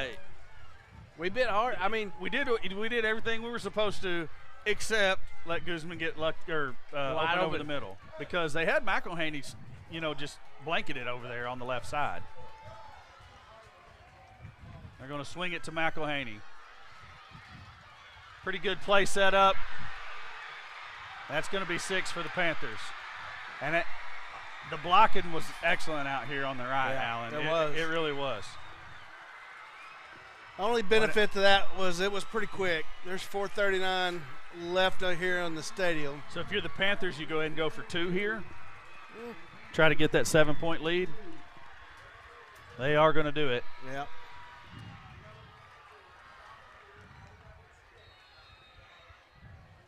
Which is going to make it some big decisions for the Eagles if we're able to punch it in later. Yeah. on. Oh, okay. I see where you're headed with that. Now, the other thing is we got to quit being our own worst enemy. Yeah. That's we're just killing ourselves. Yeah.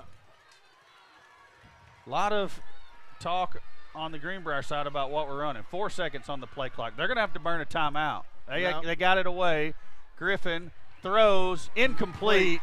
There we Eagle go. defense holds. So we don't have to worry about it at this point. Right. So basically all we got to do is go put the ball in the end zone now. Yep. Go stick it in. Commercial break? Yes. Let's do it.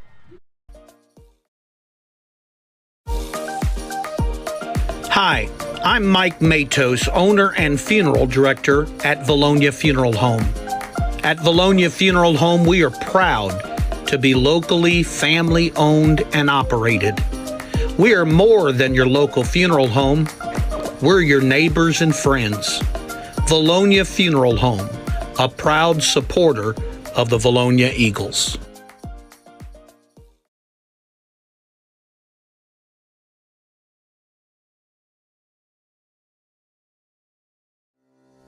Are you looking for a pharmacy that does more than just hand out prescriptions in a paper bag? A pharmacist that knows you and your family members on a first-name basis? Well, Vilonia Family Pharmacy is a good neighbor pharmacy located in the heart of Vilonia, offering personal, thoughtful care to its customers. Visit or call today at 501-796-2204 to see why they are so locally loved and trusted.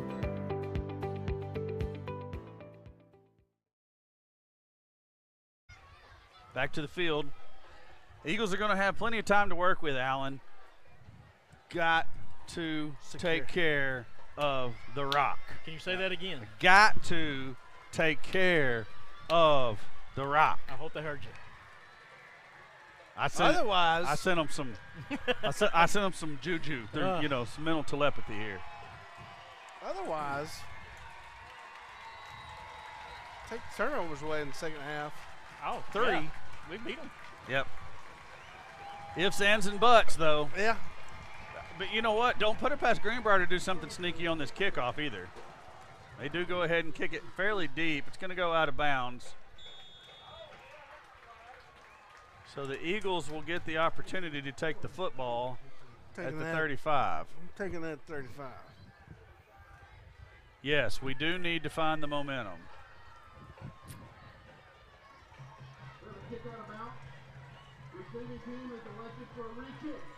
Huh. Give it to my playmakers. This is what I was wanting last week, remember? I know. Yeah. Give it to my playmakers. So let's remember. Mosier, yeah, go ahead. Let's remember, we had an opportunity to take the ball at the 35. Yeah. Did we help ourselves or not? I don't know. Mosier housed one last week, though. He did, and I mean, Eddie Flores back here is also allegedly super fast. Okay. And then you also have Katie and Gibson, so. And then Brewer's right here, and you got Buzzshaw in the middle. Here's what's interesting, That's though. not Buzzshaw. Yeah, Buzzshaw's not in the middle right there? Nah. At the 35? Who is that? I don't know. And Vine's on the other side. That's number 17. Oh, okay. That's Cody Shock. I seen a 1. So that back 6 has got some speed. Indeed. Greenbrier down to 10 on the play clock for the kickoff. They ain't going to get this off. We're going to have to call. They're going to call timeout.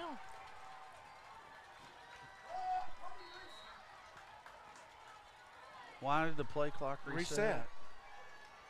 A lot of things I just don't understand. What are we missing? We need to bring back the Hulk. They're saying bring back the Hulk voice on the replays. It was good luck. That's offsides again. And it went out of bounds. Yeah. Back them up. Back them up. And re-kick it. Offsides on the kicking team. The 5-yard penalty. Re-kick.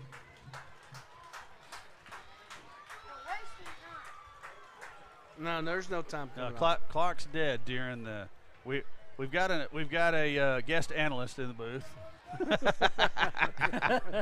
He was worried that we were wasting time with all these kicks, but it's all dead ball, so there's no time coming. All right, yes. Enjoy your cracker.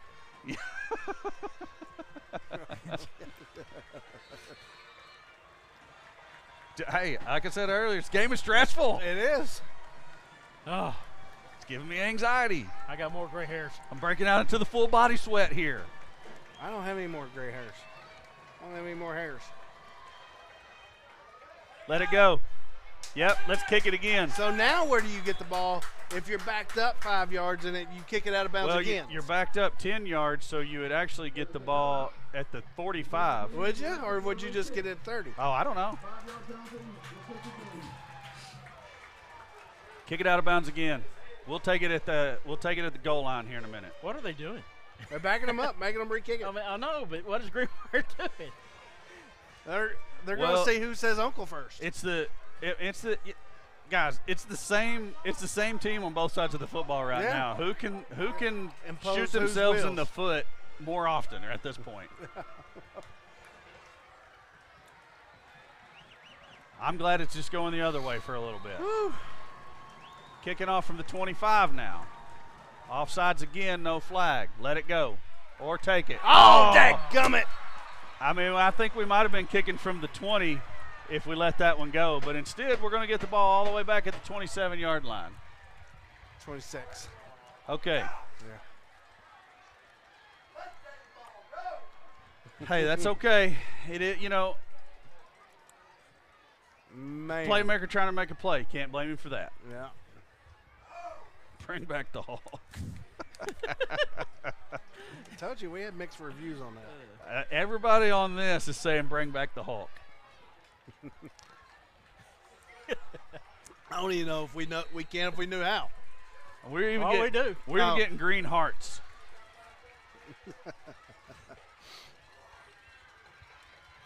McKissick fires to Gibson. He's going to pick up a yard or two. I can't really tell the angle I'm looking at there. Not a whole lot, but a positive gain. We'll take that. It is positive.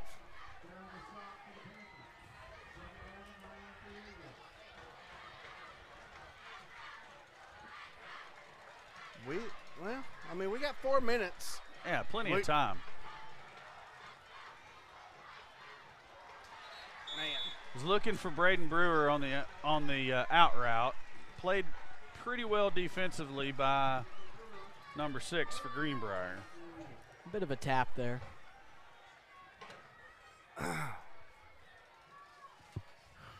Third and 9. 4 down territory. I mean, you potentially would have to be willing to use your timeouts on defense. Yep. If Let's just get 9 here and not worry about it. Right there's Mosier. Mosier makes a catch, and that's going to be enough for a Southern Tees first down. There we go. I was a little unsure about it. Official right on top of the action. And the Panthers are screaming that it was incomplete, but it's falling on deaf ears. We would probably be doing the same. Yeah. But, I mean, we really can't tell anything from where we're at other than the ball was, put where only our guy could catch it. And he probably had a better eye on it than what we did. Yeah, the guy in position to make the call made the call. Buzzshaw. Stiff arm. Yes! get upfield, get out of bounds. There we go. That's enough for a Southern Tees first down all the way out to the 44. I'm sorry, And that's 46.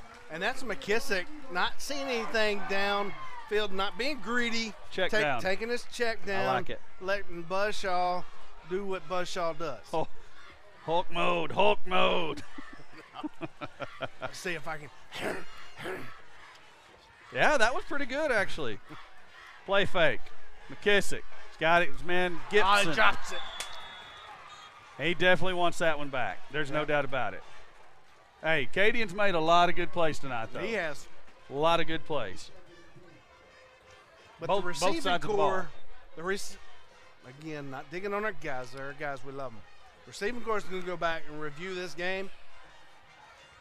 And there's going to be 5-6 balls that they're going to say, that we need those back. Yeah, we got to make those plays. And I think we're going to have a lot of that to go around. A lot, there's definitely no one place you can say, this is, Yeah.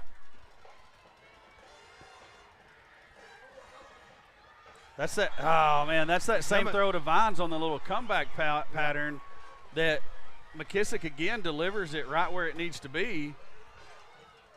Just don't come up with a catch. Yeah. Clock is stopped at 3:24. 3rd and 10. This is definitely 4-down area. Definitely. With this time and the area of the field that you're in. I like that play again with Shaw. Just loop him around to this open side here. Run everybody else off. Shaw is in the slot. The Eagles are going to take a timeout and talk it over. We are going to take a moment to talk it over with the Umbrella Man. Where's he at? I don't know. I don't know what's going on. He's trying. He's trying hard. He didn't get enough notice. Connor, that's all right. Hey, it's a big 3rd down play that we're looking at here. We're pretty sure we're in 4-down territory. What do you think the Eagles are going to be looking for? I think they're going to be looking for a long pass here. Probably looking for a Mosier or Vines. They're the two big playmakers, or even a Shaw. Caden Shaw's done really good tonight. I think they're going to try and get to one of those 3 players and they'll get a first down. Yeah, don't forget about Gibson. He's had a lot of plays as well. He's a weapon out there also. And then Braden Brewer with the big catch and run earlier. So we've got some weapons out there. We just got to find one of them in some space and hopefully, get the biggest part of this, if not complete 10 yards on this play. Connor out.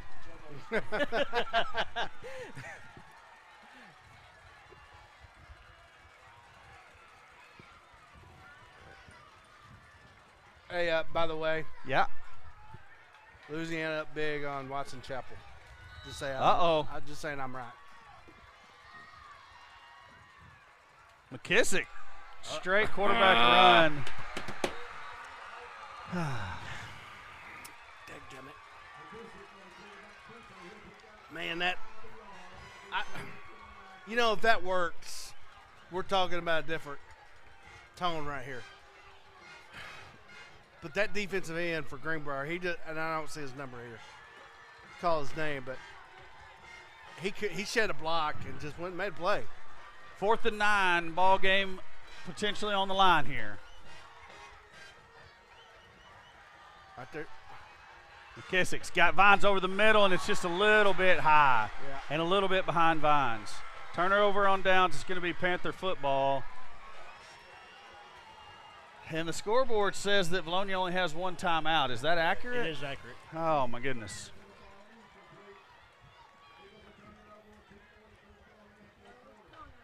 Panthers will have, 55 yards to pay dirt. And expect a heavy dose of McElhaney on the ground. And let's do the math for me here. What are we doing math on? Time, 4 down. If we hold them, we got 1 timeout. Let's see here. If they get a first down, they can probably run it out. Yeah, I think you're right. Especially if they get like 2nd and 3rd down, like a 3rd down play, and then get a first. Yeah, Garrett's in the running out. Garrett's in the game, so you know what you're going to see. A heavy dose of power run. Yeah, and they're going to bleed the clock. Coach Langle goes ahead and takes the last time out right away. We will take it with them. Hey Arkansas, we've done it again with our new 2-story home. That's right, a 2-story factory-built home with up to 3,400 square feet. You'll have to see it to believe it. If you can dream it, we'll build it with your family in mind. We bring you the newest innovations. That's why we're still Arkansas's #1 dealer. Come see us today. We're Hawks Homes, Little Rock, and Conway. We're home, sweet home.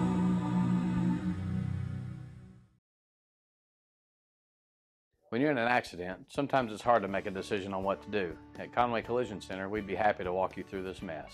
As a family-owned, long-standing company, we walk you through every step of the process while valuing and respecting your car like our own.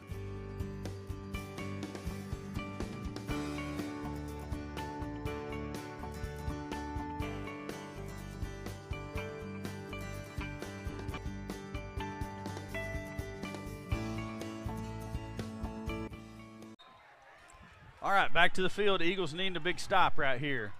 2:36 on the clock. Garrett gets the ball. If Garrett gets his first down, it's probably not Eagles.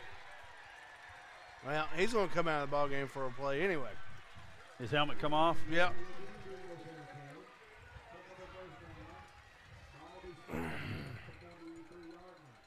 That may have been it. McElhaney checking in. We're going to have to stand some folks up and start stripping the ball. Easy. There's a chance for us to get the ball back with under a minute left on the clock. Barring another Panther first down. Another Panther first down, and it's all over. Dalton Ellis coming in, making the stop on Carter McElhaney. No gain on the play. Hey, do you think we can talk Coach Tribble over there and call a timeout for him? No, probably not. He's not Houston Nutt. Or no, I'm sorry. That wouldn't have been a Houston Nutt. That would have been like a Les Miles. No, guys, there's no chance. No. If they don't fumble, or a botch snap, because I forget about the high school rules are a little different where it doesn't drop from 40 to 25 when the ball's set ready for play. So. Yeah, they're going to be in their victory V after this one. McElhaney taken down by a host of Eagles there in the middle of the defense.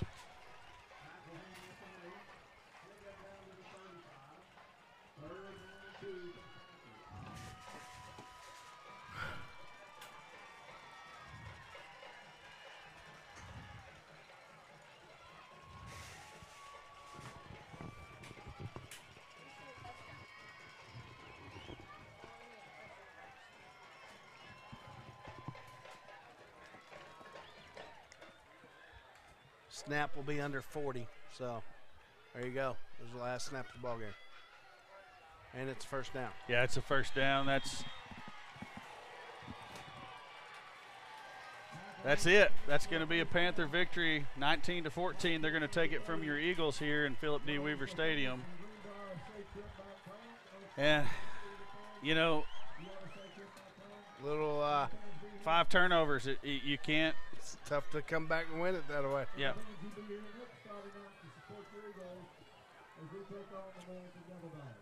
They will have to snap it.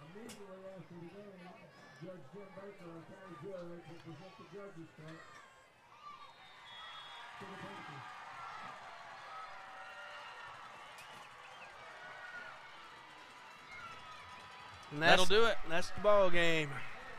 Valiant effort by your Eagles. Could not come up with the plays when they absolutely had to have them. Panthers take it 19-14.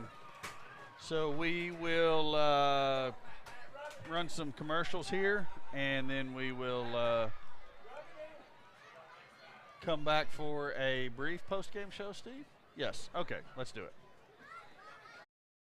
Johnny and Jackie Falks own and operate Vilonia Realty alongside their children with over a century of combined real estate experience. Located at 1037 Main Street across from Centennial Bank, Vilonia Realty is dedicated to offering professional, knowledgeable, and confidential services to all of our clients. We are proud to partner with our community while offering full-service real estate throughout the central Arkansas area. This includes homes, land, and commercial property. Call Jackie or Johnny, Jill Bonema, or Jared Falks at 501-796-8530. Growing up and raising a family in Vilonia, I've seen firsthand just how hardworking Arkansans are. But it's not enough just to work hard for your money. You need your money to work hard for you. My name is Chad Roller, and at Genwell Financial Advisors, that's our job. We help your family plan for their financial future. Whatever stage of life you're in, give us a call at 501-205-7000. Genwealth is a proud sponsor of Vilonia Eagle football. Go Eagles! Linda Marie's, your one-stop shop for fabric, makeup, jewelry, fall decor, and more.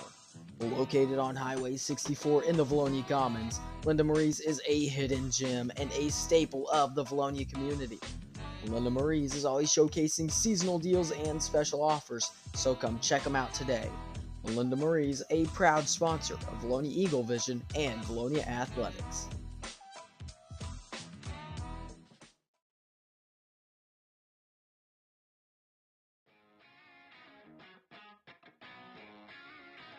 D&N Construction has been a proud supporter of the Vilonia Eagles as a locally owned and operated business since 2011. For any commercial, residential, and remodeling needs, be sure to call D&N Construction at 501-796-6316. And, as always, go Eagles!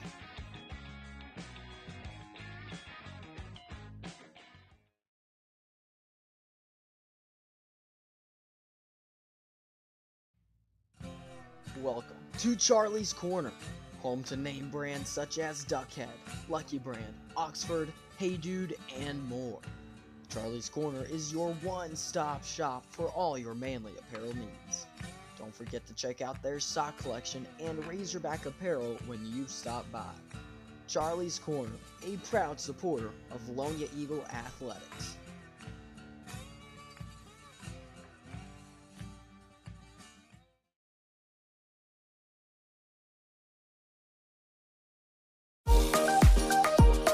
Hi, I'm Mike Matos, owner and funeral director at Vilonia Funeral Home. At Vilonia Funeral Home, we are proud to be locally family-owned and operated. We are more than your local funeral home. We're your neighbors and friends. Vilonia Funeral Home, a proud supporter of the Vilonia Eagles. Are you looking for a pharmacy that does more than just hand out prescriptions in a paper bag? A pharmacist that knows you and your family members on a first-name basis?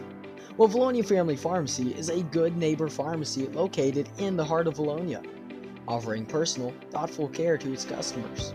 Visit or call today at 501-796-2204 to see why they are so locally loved and trusted.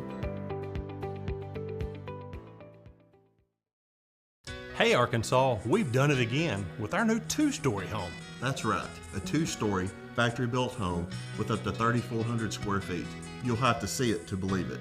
If you can dream it, we'll build it with your family in mind. We bring you the newest innovations. That's why we're still Arkansas's #1 dealer. Come see us today. We're Hawks Homes, Little Rock, and Conway. We're home, sweet home.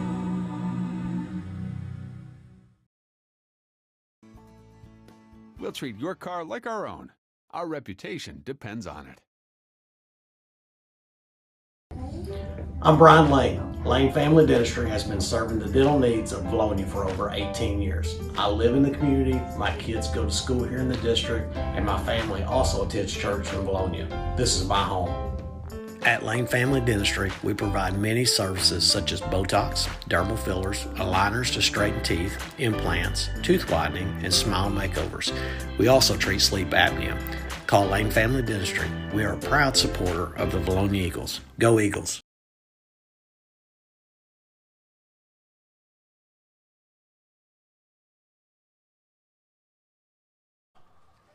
And we are back here where Vilonia goes down to defeat against Greenbrier 19-14. And Connor, what was really a sloppy game by the Eagles?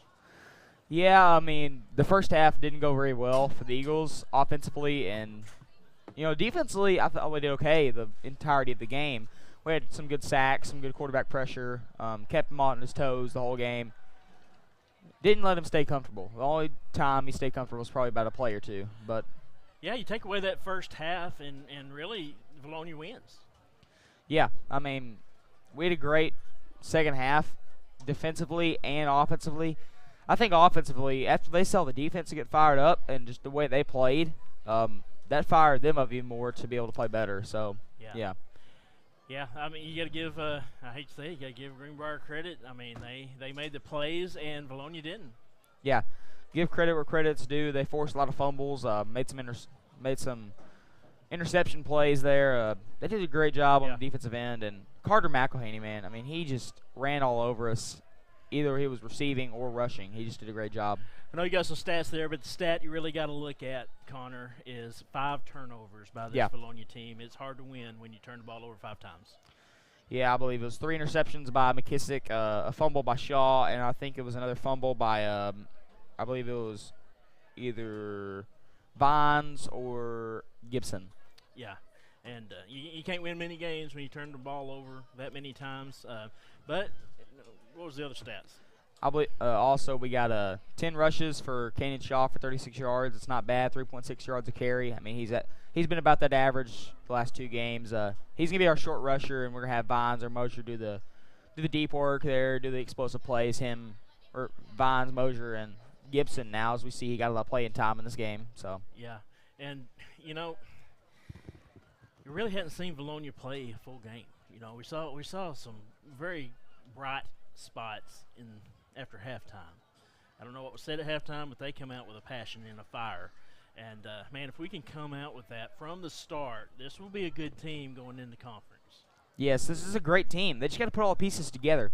You can't just have one side of the team work the first half, which is the defense in the first half. Yeah.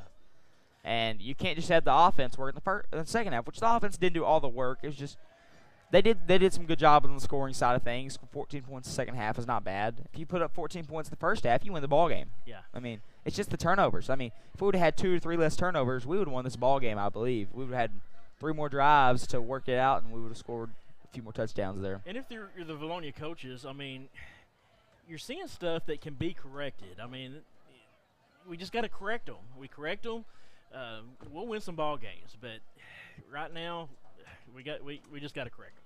Like we've said all the time, I mean, there's a lot of sophomores on that field. I mean, I can name off so many. It's just too much to count right now. But on the other hand, there is for the other team too. Yeah. So. But we just need to, I think, if we can all get our heads in the right place before the game even starts. Don't even wait to the second half to start playing. That's what our offense started doing. And that happens a lot in basketball too, is you see a team not wanting to play in the first half and they get a 15-point deficit. Well, you've basically lost the game then and there. You got to start playing from the get-go. You can't just sit around and wait and see what the other team does first. You got to just go at them. You just got to attack them. Absolutely. Well, we have a good Morrilton team coming in here next week. We got to hit that practice field, and we've got to get some stuff cleared up before we play Morrilton.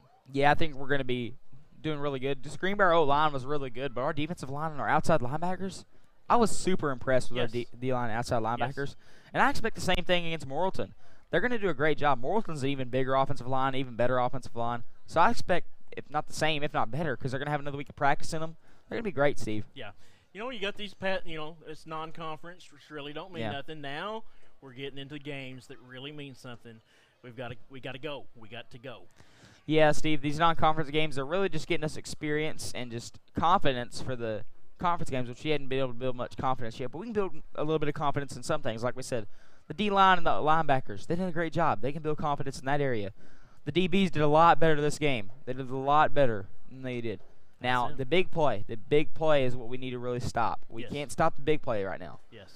That's one thing we really need to tone in on in practice. If we would have stopped the big play, we would have won the game. I mean, Carter McElhaney, and I believe there was another guy. I forgot his name. Let me look here at my roster real quick.